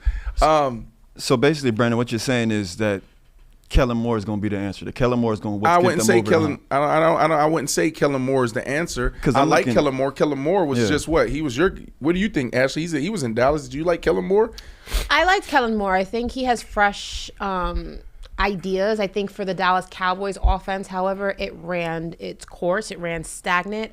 I think that he was continually running plays for a quarterback that I don't think Dak Prescott is anymore. If you look, Dak's game has changed since his injury, which, I mean, is expected. He doesn't nearly run the ball as much. He's a lot more apprehensive to run. He used to run a lot more fearless before that injury, and you can expect that. He wants a long career, and that was a gruesome injury for him. So he's someone who tends to hold on to the ball a little bit longer. He wants to pass the ball more. So for Kellen Moore and Dak Prescott, they were never on the same page, I feel like, when it came to calling certain plays. I think that in a new situation, Kellen Moore will be good, but he's also not the most creative. So it's a strike against him in that regard. He's not the most creative when it comes to play calling. It gets a little bit redundant. It gets a little bit expected. I think that was Coach McCarthy, though. No, Kellen Moore is not very creative when it comes to his play calling. I say that because, like, why did he leave? Like, it ran its course. Him and Dak were no longer, there was no longer simpatico, as we say. It was no longer, there was nothing that one could do for the other. It was amicable. It was an amicable split. It just ran its course. Unilateral move. Yeah. Right? Why couldn't you just stay in Dallas as the offensive coordinator? And maybe it's that, what you said, simpatico? Simpatico. Ashley Nicole Moss's word of the week. You know who he reminded me of? When Jason Garrett first came to the Cowboys, it was like, oh, this is cool. And then you quickly realized, no, it's not cool. No, I feel like the reason it was like that. It was there's no that's creativity. Coach McCarthy. No, that's Coach McCarthy. Coach McCarthy's offense has been the same since he was in damn Green Bay in 2008. It's the same hand signals, the same things. Like, I feel like. And I don't know this, Ashley. So I don't want you to think that I'm just trying to be argumentative right now. I'm just saying this could be part of the scenario where he probably looked at Coach McCarthy like, man, you put me in a box running the shit that y'all used to run back in Appleton, Wisconsin in 2008, 2009. Eli Manning ran the same thing. You think that Kellen Moore's a creative play caller? I don't know. I think that. Well, you have years of. I don't. Because there's so much more to it, right? Like, you don't know, just because he's calling the plays don't mean that he can do his own thing. Sometimes the head coach may come in and say, this is what I want this week, or this is what I want on this play. In this moment, he could get into Kellen's ear and say, this is what I want. And I'm bringing those things up is because he made a unilateral move, which means that there was a problem. Maybe it was with Dak. Maybe it was with Coach McCarthy. Coach McCarthy, he may have not given him the full reins. We don't know. I don't know. Real quick, Brandon, before we move on, can the Chargers take down the juggernaut that is the Kansas City Chiefs in their same division, though? Yeah, I think they absolutely can. This is an offense that can easily put up 30 points in any game. And then defense, it comes down to defense, right? Yeah. So defensively, can these guys get after Patrick Mahomes? We've seen this 2 years ago in the Super Bowl. We've seen this even this year. If you're able to actually get after he can make some mistakes, right? He's not Superman all the time. Right. Yep. So we'll see there. All right, moving on. Aaron Rodgers, he showed up for his first day of OTAs for the Jets this season. And Brandon, you made the point earlier, I think it was in our production meeting, it's something that we don't see Aaron Rodgers do that often. But it obviously meant a lot for him to be present for the first day of, with non-mandatory OTAs as well. So, what does this mean, Brandon? What message does this send to Aaron Rodgers' new teammates? I mean, there's a lot here, right? This is why players need to understand their power, right? And then also these teams need to understand how important being there in the offseason is, right? And so what am I saying? The last couple years, Aaron Rodgers not happy with the Green Bay Packers. He doesn't show up, right? Probably one of the reasons why they didn't have a great year last year.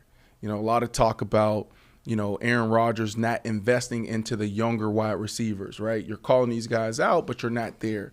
Why aren't you gathering these guys in the offseason and going on these retreats and developing that chemistry and then actually getting on the same page? They need that, right? And so I say that because that relationship between a player and their organization going through that, negotiations, like that's a big deal because that can literally hurt your team. And a lot of head coaches, a lot of general managers, they just think about the business.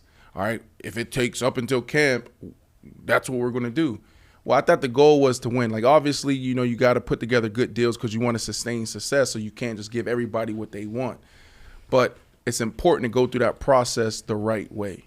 And so now you see Aaron Rodgers with the Jets, and the only thing I keep hearing from Aaron Rodgers' mouth is that this fan base is starved and deprived of a Super Bowl. They deserve it. They want it.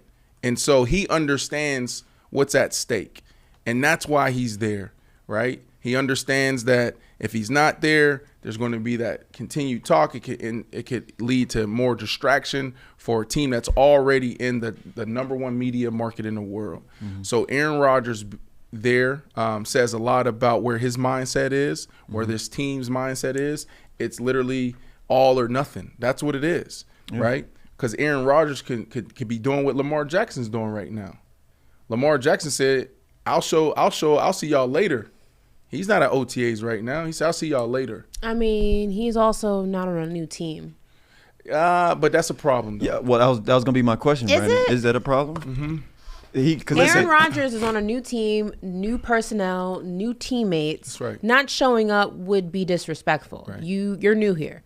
So we get it. You're a vet, but you're new here. Yeah, Baltimore Ravens, Lamar Jackson, that system is Lamar. What does he need to show up to OTAs for at this point? Because he also mentioned he's showing up week 2. What does that mean, too? I wanted you to consider that in your answer as well. So week 2 OTAs? Yeah. Week 2 of OTAs. Yeah. So he misses week 1, but he's missing a week. Yeah. So again, it's just leadership, right? What they expect is for those guys that they pay to show up and be there. They want to see you there 95% of the time, right? 95% of the time. We need you to participate, all right, and be present. Quarterbacks, they want you there every single day, all right? And this is where that chemistry is formed between the quarterback and his wide receivers. You got Odell Beckham Jr. there. You got the young guy there. Now, obviously, I'm sure they're doing things in the offseason that we don't know of. They probably already connected and did some things.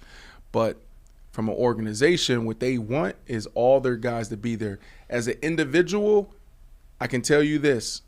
As an individual, you get better doing it on your own time, your own way. Because it's a cookie-cutter approach when you have 90 guys in an off-season program in one locker room, in one weight room, with only a handful of support staff that's taking you through what you need to do to get better, right? So that's why you see guys, and we talked about this with DeAndre Hopkins yesterday, like, I'm opting out. Like, I need to stay here so I can get better. I got my people that really know my body, and that's going to give me 2-3 hours just on me. Athletic trainer can't do that. Athletic trainer got to see 30 guys in an hour. You think they're going to sit there with anybody for 2-3 hours?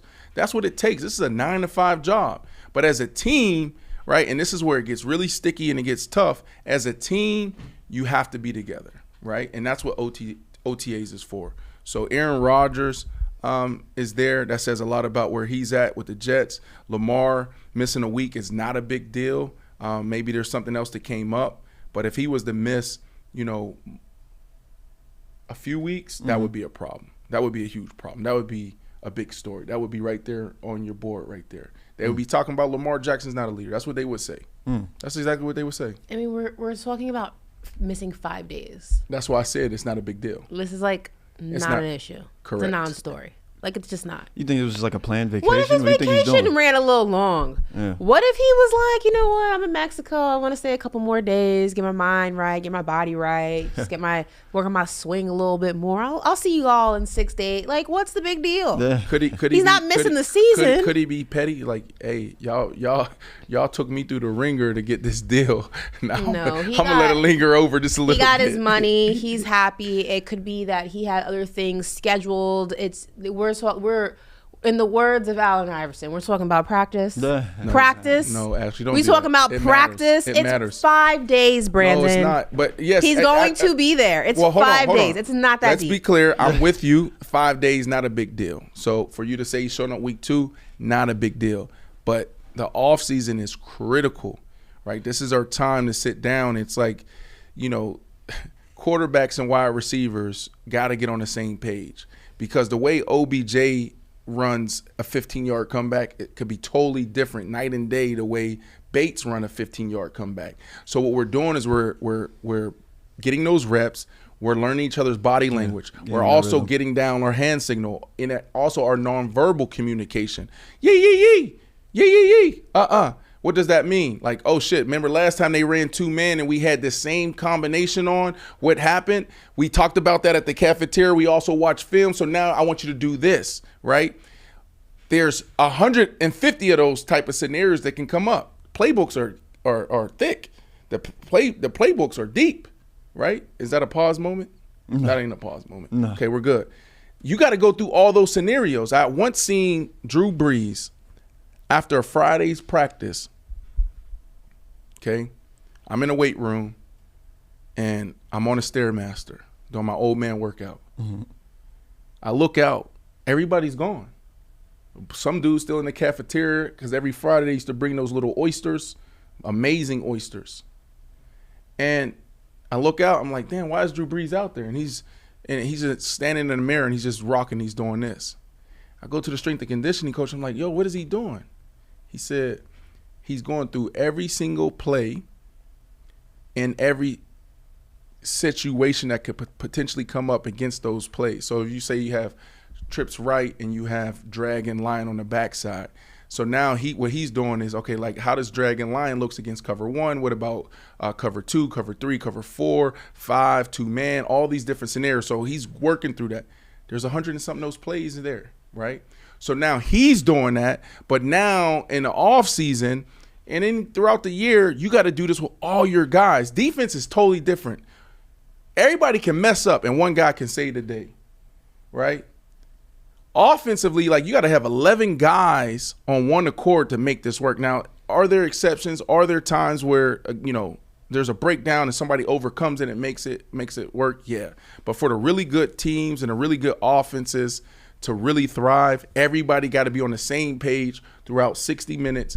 And we're talking about almost 72 plays a game, right? Now, as a player, what was the most important part of the offseason for you? Like, when was it that you and the quarterbacks gaining all of the, the chemistry that's needed for the season? Is it the beginning of OTAs? Is it, that time in between OTAs and camp when you guys are just on your own? Is it in camp? When was the most important time of the offseason? I think it's all important. The first couple weeks, you don't have a ball out there. You're literally just working out. You're conditioning. That's all you're doing, and you do some board work. You get in the classroom. You do some of that work. For me, where it got exciting is when we actually, did team drills, 7-on-7, 1-on-1s, those type of drills, because that's where I can really take what we talked about, what we took from the board, installing our offense, and actually was able to go out there and try it against our defense. So that's what I enjoyed the most about the off-season program. Interesting. Ashley, Yeah. How do you feel? How do you feel about the Jets? How do you feel about the Ravens? Heading in, just those two teams in particular, because those are the teams we were just talking about. How do you feel about them going into next season? Listen, man, I have no smoke with the Jets. Yeah. I've said this before. It's the other team that plays there that I have a problem with. So I hope it works out for the Jets. They've been a long-suffering organization. Mm-hmm. I hope this turns out to be everything the fans expect it to turn out. Do I think that this is a Super Bowl team? Do I think that they're going all the way? I have my apprehensions about it, but I think that they're going to be a very successful team. I just don't know if this is going to be the microwave Super Bowl that everyone's expecting. Yeah. Baltimore, obviously, very excited for Odell Beckham and Lamar Jackson specifically. Happy he got that deal done. I think that this is going to be a team that surprises a lot of people, and I mean that in the best way. I know that there's been a lot of question marks about Lamar Jackson specifically as a quarterback, as a leader, as a passer. I think all of that's going to be silenced this year. I think he's going to have an exceptional year, and I'm very, very excited to see it. I'm very excited for him. Yeah. Oh, do we have a surprise? I just checked my text. I think we do. I think we're waiting on the word, but it is coming up soon. Is it DeVonta happening or Smith. not? Is it happening or not happening? What are we talking about? Oh, Smitty. Yeah. it is happening. I was texting with him. Yeah. It's Our happening. guy Smitty, he's coming on here in a few. Just a second. Okay. Do you wanna tell the people what we got coming You up? can go ahead and tell the people. Okay, we got DeVonta Smith coming on in a couple of minutes. This is live. It's happening. Yeah, we're gonna be live with DeVonta in a second. So maybe we can ask him his questions about OTAs and if it's important or not. Yeah, no, I think a those good will be way. good ones. Absolutely. And you're texting him. What is he saying? He just said to me, "Don't start no shit, won't be no shit." And I said, "Oh, I'm gonna start it." He says, "Damn, I thought we were better than that." I'm gonna give him a hard time. Well, so we have DeVonta Smith coming on. That was a surprise. We didn't know if this was going to happen today, right? So what I'm going to do is I'm going to go to the bathroom, and I'm going to get ready. Ashley, do you want to ask the What? first question? You'll ask the first question? You're gonna go to the bathroom now? Yeah, I'm and going to go get to the ready? bathroom. We got a couple minutes. Get ready to do. I got to go to the bathroom. Oh, okay. Go ahead. Yeah, that's what I'm saying. Corey, you want to scoot on out of here and do the same thing? 'Cause I know that's happening in the next 10 minutes or taking a so. break or something? I'll Is go that what to we the doing right bathroom. now? I guess it'll just be the Ashley show. Y'all want me to tell some jokes? Like, you want me to? Well, I got another topic for you though. Tom Brady became a minority owner for the Raiders. What are your thoughts on that? Did he really? Yeah, he did. That's cool. Yeah. I can see that. I mean, we always talk about it too. Like it's something that players should do more often. It's a space that they should occupy. He's obviously made that move. I think that'd be a good move for him. Vegas is about to be a crazy sports town, and I think Brady knows that, and he's getting in before That might be what he's doing. it gets a little hectic to get in. I just would have thought he would have did it. He would have gotten ownership was in the team that he had maybe ties to. No. Do you guys No. think Vegas fits Brady though? Like fits him as a person? For sure. I think Tom Brady's a really intelligent businessman. Like if you've heard his seminars he's been a part of, or if you will sit down, like he did something recently with Boardroom, I believe, where they kind of like spoke about his business mind, and I can definitely see it. I mean, Vegas is up and coming. It's the next city that's going to have major sports teams. It's only a matter of time till it gets a basketball team, only a matter of time till it gets a baseball team. Yeah. I already heard that the Oakland A's are maybe making that transition. So I think that I don't have an answer he's for just that. getting Is there in something else I can help ahead with? of the curve. Yeah. Before it kind of gets a little too hectic. But I'm not surprised by this in the slightest. Brandon, stop walking in my shot. I was trying to get you. I'm back. We talking about business. What happened again? Brady is now No, yeah, a we were just talking minority about Tom Brady. owner in the Raiders. Why Vegas? Vegas is the next up-and-coming sports town. You like this move? I love this move. I think Brady's extremely intelligent when it comes to business, and Vegas is next up. It's only a matter of time till the A's relocate there. Right. Only a matter of time till they get a basketball team there. They said the owner, was it Mark Davis, said he didn't want the A's. He's still beefing with Oakland. Well, Oakland's still beefing with him, so there's Right. that. Yeah, but I like this. I do. I heard what you said. I do believe that Vegas will be the headquarters for sports. Yeah, it's only a matter of time before they get a basketball team. I mean, you think about F1, it's going to be out there. November. The Super Bowl's out there in February.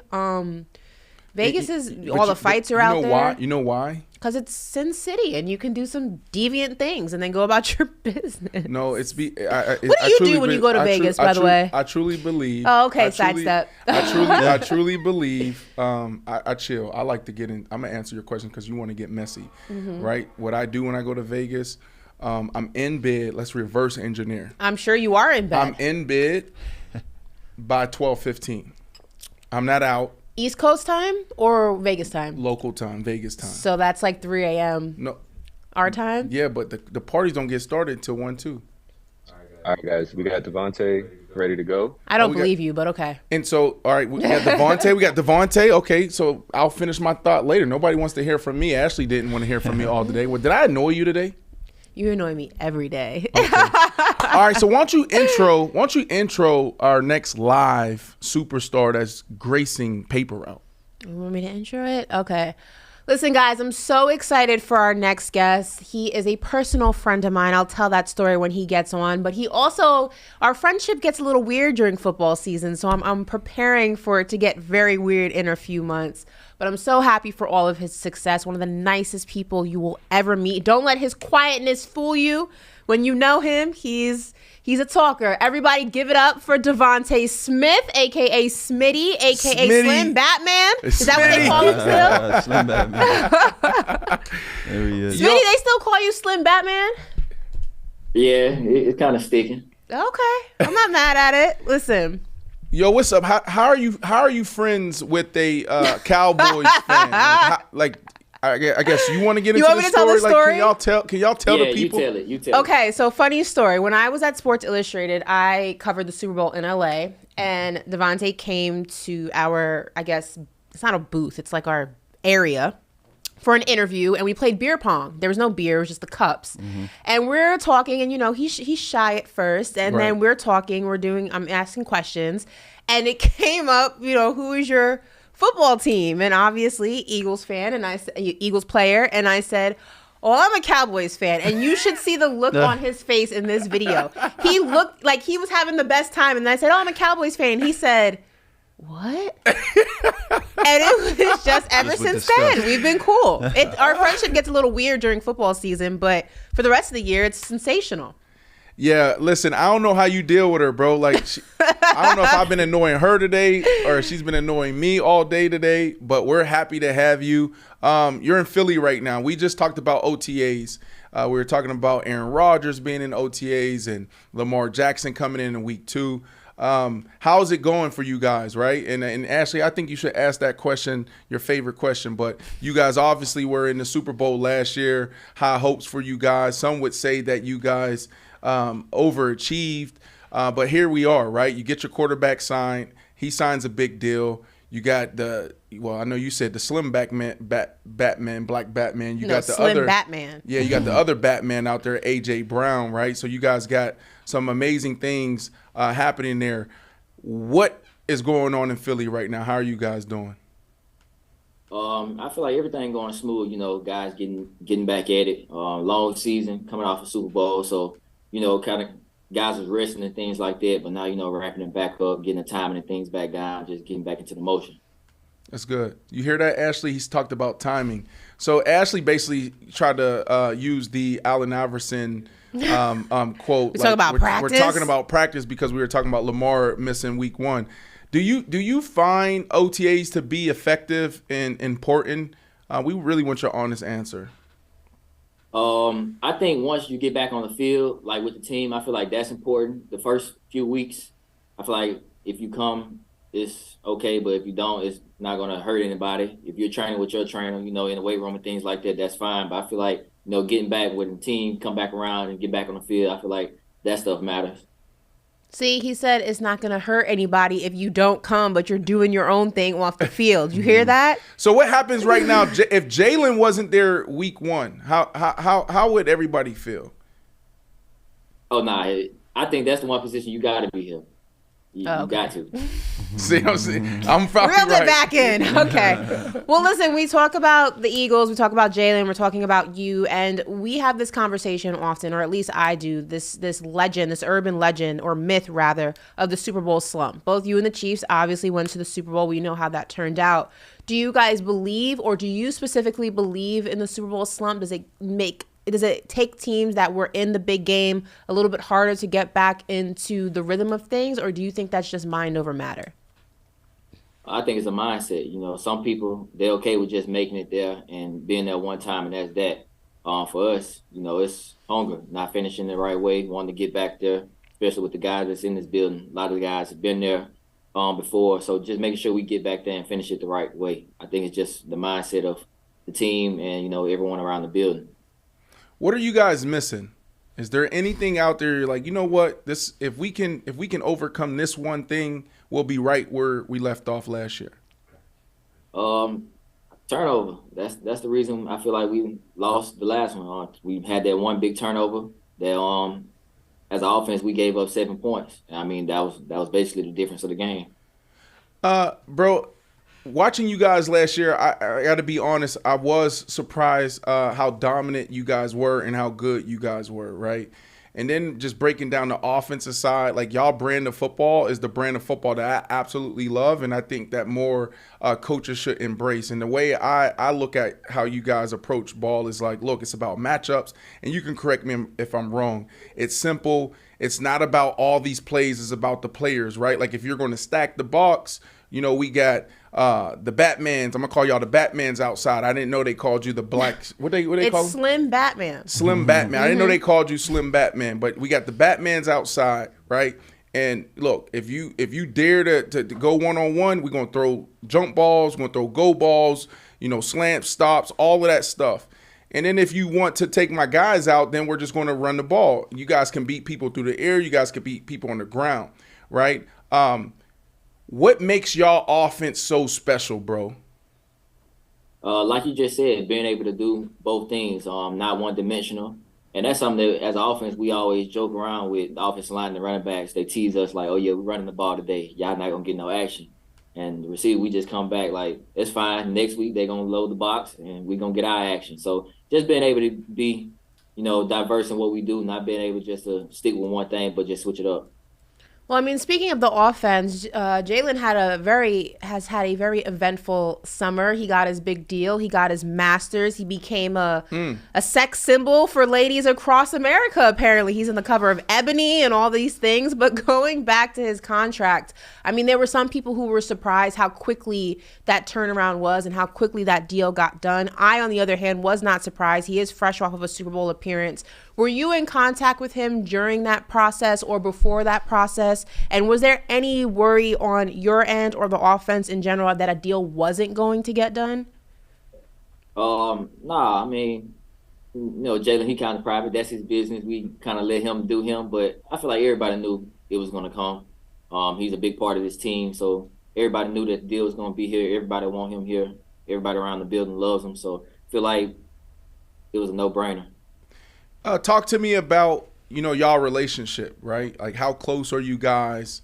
How do you guys deal with, you know, keeping the main thing and keeping the selfishness out the building, the ego out the building? Last year during training camp, we had an opportunity to sit with or go visit 12 teams. One of our stops was in Cincinnati, right? So Joe Burrow's there. You have Jamar Chase. You have Boyd.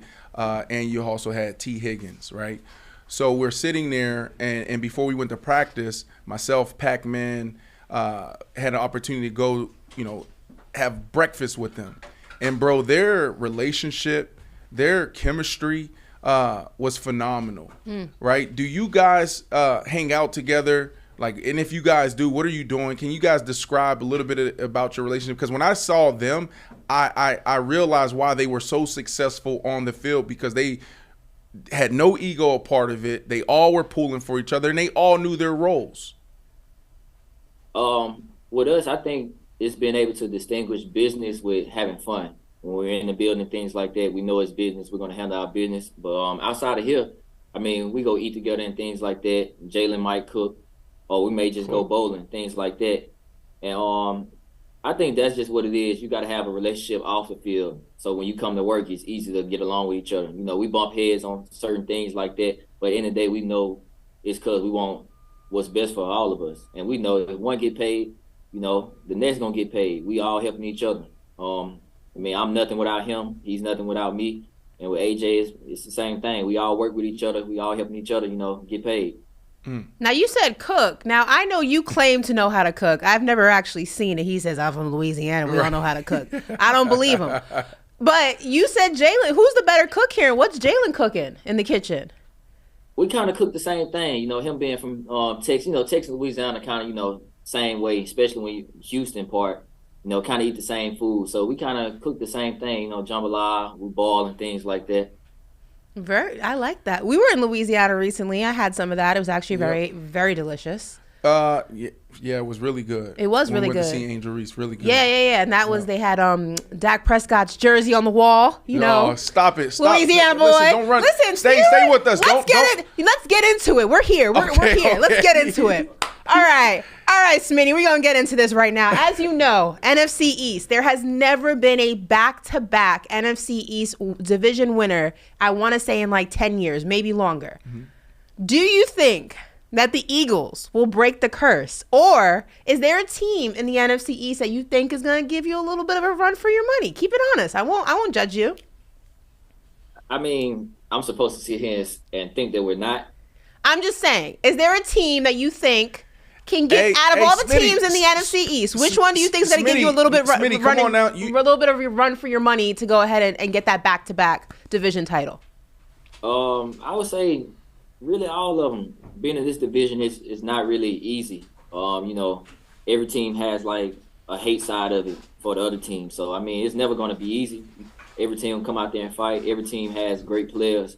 And then put on top the hate that they have for each other, it makes it even harder. So, hold on, follow up. Out of all the NFC East teams, which one, let's rank them in order of teams that the Eagles hate the most, okay? Or that you personally dislike the most, that you, when you play them, you want to give them the toughest time. Number 1, number 2, number 3. This is a good one. Hate is a strong word. I wouldn't just say strongly dislike. Someone. As a fan base, the Eagles for sure, they hate Dallas. Like, that's number 1. Mm-hmm. Then we'll go to the Giants, then the Commanders. Mm-hmm. Okay. That's fair. Listen. That's true. Well, I was going to talk about the celebrity softball event coming up on June 10th, but I kind of like where we're at right now. The rivalry of the NFC East? I really do. When you guys sit down at the table and y'all talk about, you know, what the future could be, what comes up, right? You know, you see Patrick Mahomes and what Patrick Mahomes, Andy Reid, and Travis Kelce's been able to do. Who else is out there? You had Aaron Rodgers for a long time running that division. You know, Tom Brady and Bill Belichick, Josh Allen, you know, new wave of superstars. You know, what Josh Allen's been able to do with Stephon Diggs over the last couple of years. Like, what do you guys see in y'all future? Like you just said, those guys that's been doing it, that's been together, you know, trying to build this same thing. We all want to be here for a very long time. Really don't want to go nowhere else. So just building that to where everybody in this building, Howie to Sirianni, you know, those guys, they're comfortable with us and want to keep us here so we can keep building and, you know, bringing everybody in, making everybody feel like it's family. That's the one thing I can say that I enjoy the most about being around here. It feels like family. You don't feel like, oh, you're just going to work and after that, you're just going to go home. Like, you actually enjoy being here, actually enjoy being in the building around these guys. How did the team feel about during the draft process, this past draft?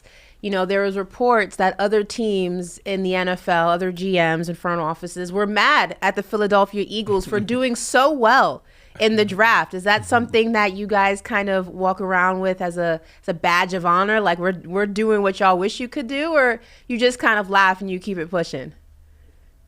I mean, if they hating, you doing something right.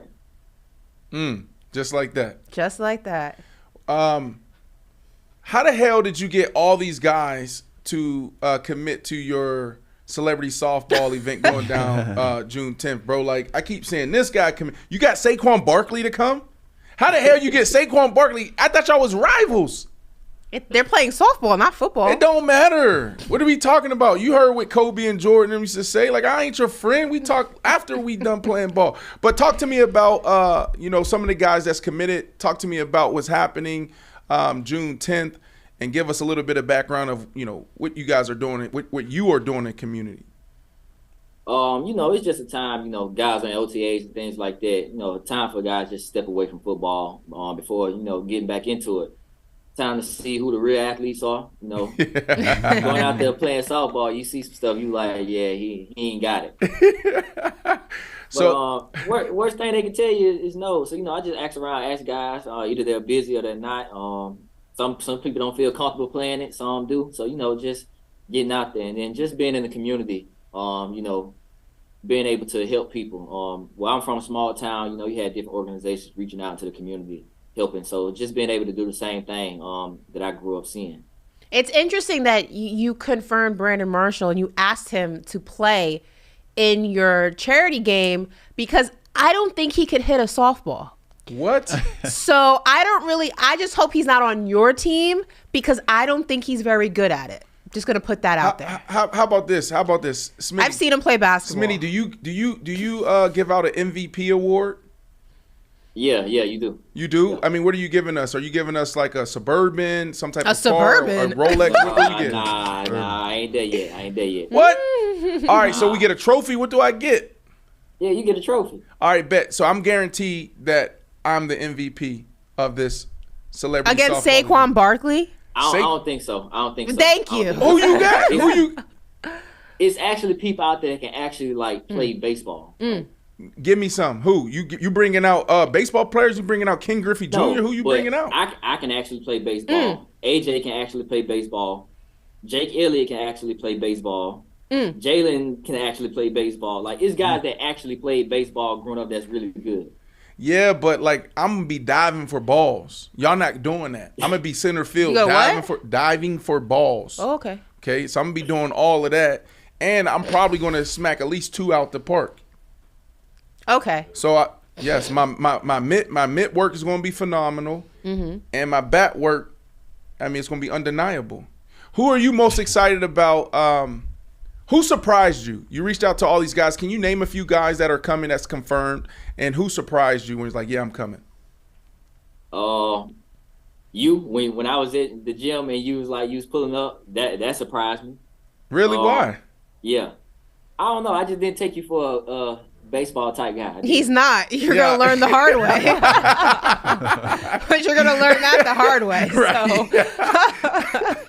I'm gonna go out there in the cages and practice. I had to get Ocho. That was dope. I had to get Ocho there. Was he cool when you called? How was Ocho when you hit him? Oh, he was ready for it. He's like, man, let me know my jersey my jersey color, I can get my cleats to match and all that. Sounds about right.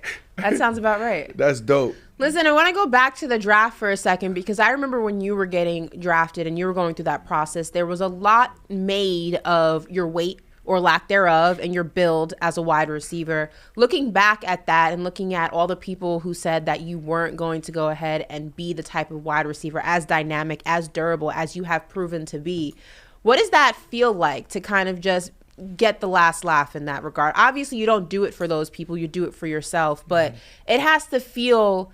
there has to be a level of redemption that you may feel having the career that you've had thus far, having a Super Bowl appearance, probably going back at some point in the near future, and knowing that that was the biggest strike against you when you were going through your process. Honestly, I don't know how to feel. I'm so nonchalant about things. It's just kind of like, I expected this. It ain't no surprise to me. You feel some type of way. It is what it is. Just keep watching me, keep enjoying the show. Let me ask you this question, bro. When I was coming up, I hate to say his name, and I know you got him confirmed, but T.O., I grew up watching T.O. I grew up watching like TOs of the world, even the Reggie Waynes. They were a couple years ahead of me, and Steve Smith, Anquan Bolden, even Larry Fitzgerald. Took a lot from Larry Fitzgerald, and there's a few others that I'm missing. Randy Moss was out there. Who did you watch? Who did you appreciate? You know, who did you mimic your game after, if you did anybody? Honestly, I didn't grow up necessarily watching like receivers. Like I was a huge Aaron Brooks fan. I'm a huge Saints fan. Like Aaron Brooks, that was like my idol. Right. But once I started watching receivers, like Ocho, like I remember going on YouTube watching Ocho at the park doing like his cone drills and things like that. I used to just go through that when I really started taking like football seriously. I would say Ocho was probably number one for me. Him and Julio.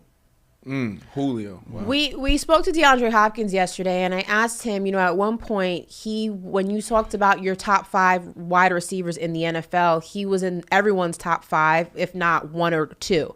And I asked him, as the league has changed, although he's still one of the most dynamic wide receivers in the league, he's not in those conversations anymore. Does he feel slighted by that? With you, I feel like we hear a lot about people's top 5 wide receivers, and you've done such incredible things with the Philadelphia Eagles so far and so early in your career, but you don't get that same spotlight. Do you feel slighted by that?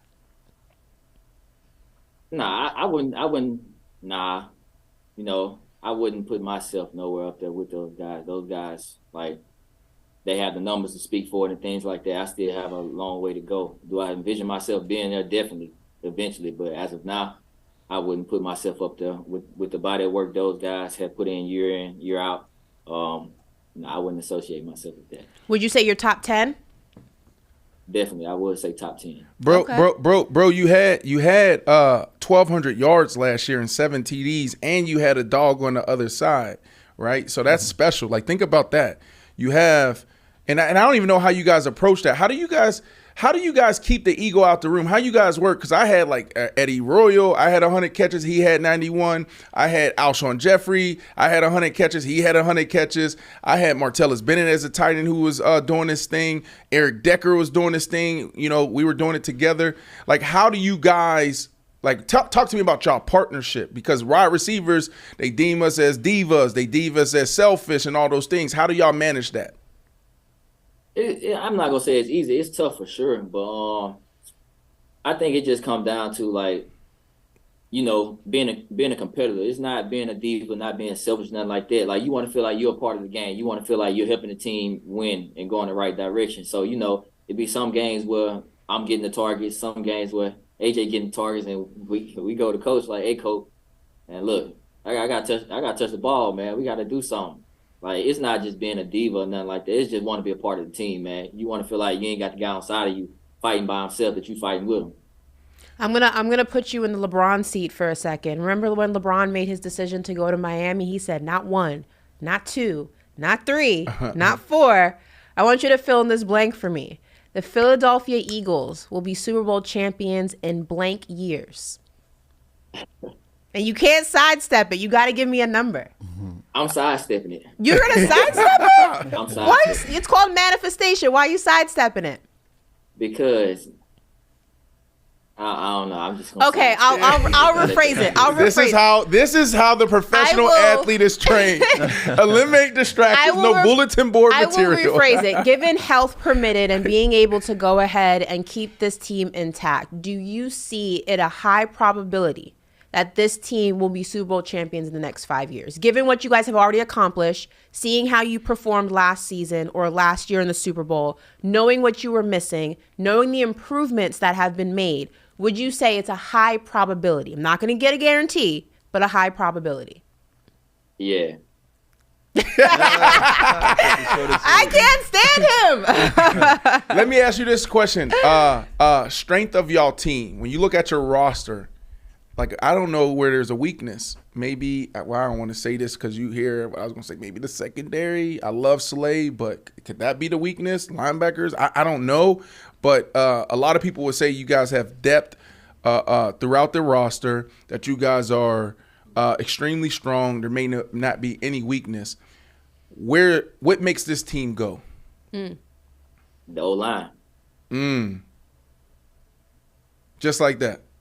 Yeah, I mean, those guys, Kelsey, Lane, a lot of like those guys. And then they have Stout, great offensive line coach. Those guys, like, they see it, they know what to do. We know what to expect. They go out there and do it. Like, without the offensive line, this team wouldn't be where it is. Those are the guys. They driving the boat. Driving the boat. Get done without them.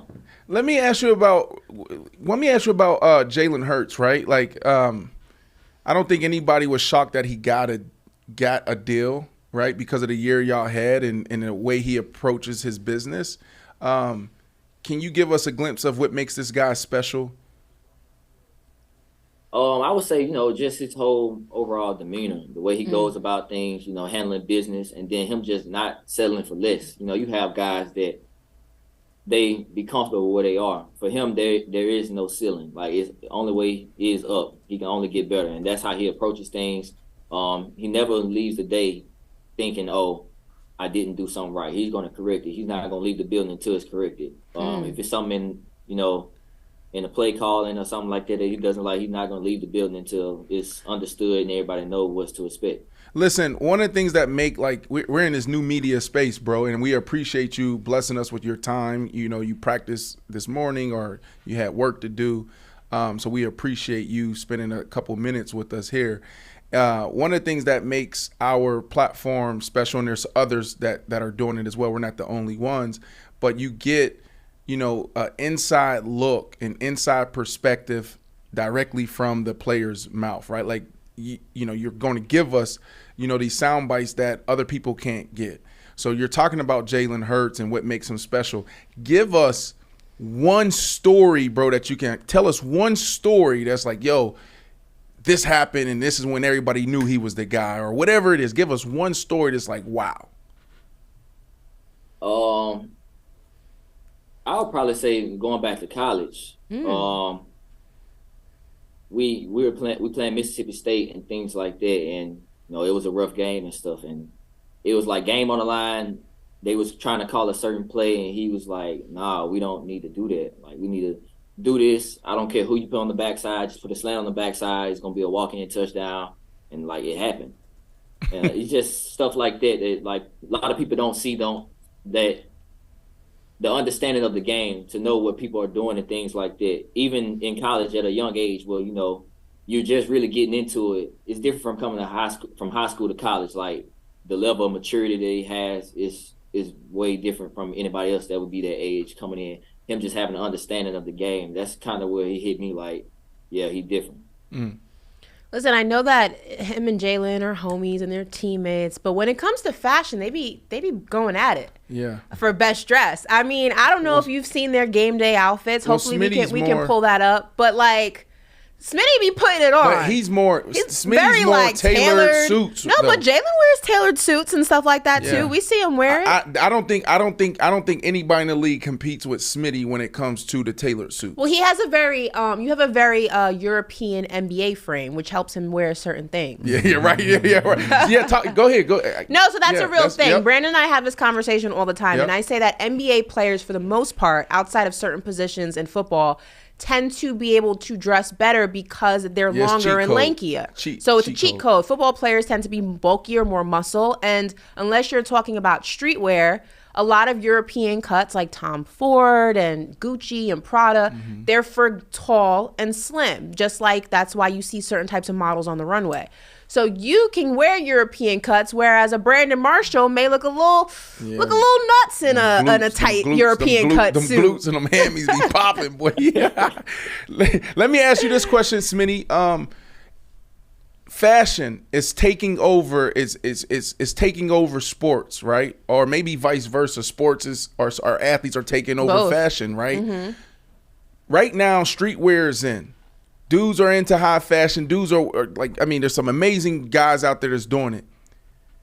I would say that what you're doing is counterculture, right, to the times. Right now, obviously, fashion always comes back, right? What we were in the 70s is now, some of us wearing bell bottoms today. Suits is not necessarily in right now. When I got in the league, everybody was wearing suits. That was the thing. We weren't wearing jeans and cut jeans and doing that type of stuff. So while everybody's going over here into the streetwear, What made you say suits is my game? And I think it goes back to college when you started really getting into His suits. draft Like, where did day this suit come was from? sick. Right. Where did this Yeah. come from? Why did you pick suits as your lane? Like you said, the body, like the way I'm shaping things like that, like I know it look good on me. I know it's gonna fit me well and things like that. And then just, I grew up going to church and things like that. Going to church, you gotta put on shirt and tie and things like that. So it was just always with me. And once I got to college, and I was just like, okay, Saban, he made us wear suits. So I was like, if I'm gonna go buy a suit, I'll buy a suit that I like that look good on me. So it stuck with me. Who's better dressed, you or Jalen?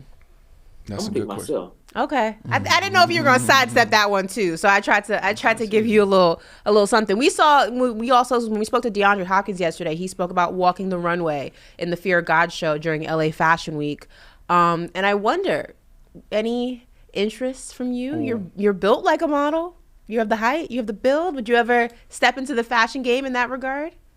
I don't know. I get kind of anxiety and stuff like that, man. Yeah, he did say it was nerve-wracking. Like that. He did say it was nerve-wracking. You know what I predict in his future? What? Him launching his own line. Really? I can see him more being the face of a fashion house. Yep, I can see that. Hey, we're gonna let you go here in a few minutes, right? But before we let you go, I want to get something that can go viral. So can you give me your top 5 best dressed NFL players? I go me one. Ooh. Okay, bet. I go Travis Kelce. Ooh. I go Stephon Diggs. I go Jalen. Okay. Homer pick. Then on the low, be smooth. Don't nobody really pay attention to it. Bradbury. Ooh. The corner, your guy. Bro, you can't have 2 Eagles, right? Is he? Technically, it's 3 because he put himself on the list. Yeah, bro, that's kind of like I don't know if you're gonna get a lot of credibility from that, but I respect it though. That's yours. That's your top 5. You gotta give number 5 to one player on the Dallas Cowboys. Oh, that's a good one. You have to. We're filling in 5 with one player from the Dallas Cowboys. Who you giving it to?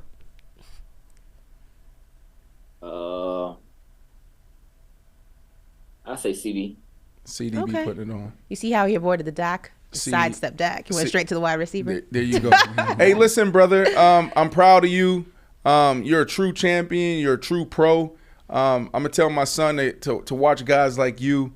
You're really putting a blueprint together for not only the guys that are coming after you in our youth, but dudes that are even older should be watching how you move, bro. Like I always respected your movement, your humility, and your confidence, right? Like I think you said that earlier. Don't get it twisted just because he's quiet. Like, bro, like that now. He's silent but deadly. Yep. So I'm excited about the celebrity softball game. I have one request. I don't want your trophy. Can you please maybe like just a Rolex or something? It's nothing, bro. You making all this bread. I seen all the deals you're doing. Dick's Sporting Goods. You on all the billboards. Come on, bro. Like just for your boy. I have a question. How come you didn't ask me to play? You don't think I can play softball? She was mad. She sent me the DM when you confirmed. No, I didn't. I wasn't mad that you were playing. I was mad that you stole my idea. But whatever. How come you didn't ask me to play? You don't think I can hit a softball?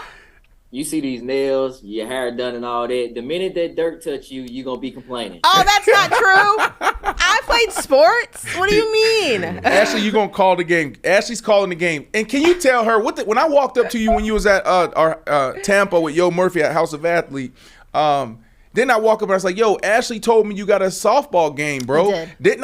Isn't that the first thing I said? Did I come about me or did I come about us? What did I tell her? About y'all. Thank you. Don't cap for him. It's okay. I said me and Ashley spin want the to block. cover it. I said me and Ashley want to come out. We would love to, spend some time, covering the event. And bro said yes. And then bro, I was shocked. He said, "You want me to play softball?" Just know when Brandon pulls his hammy, because it's gonna happen, trying to run beyond his speed, I'll be his. You could tap me in. I'll be his substitute, and you'll watch a real pro work. No, the real challenge is To. You got security there.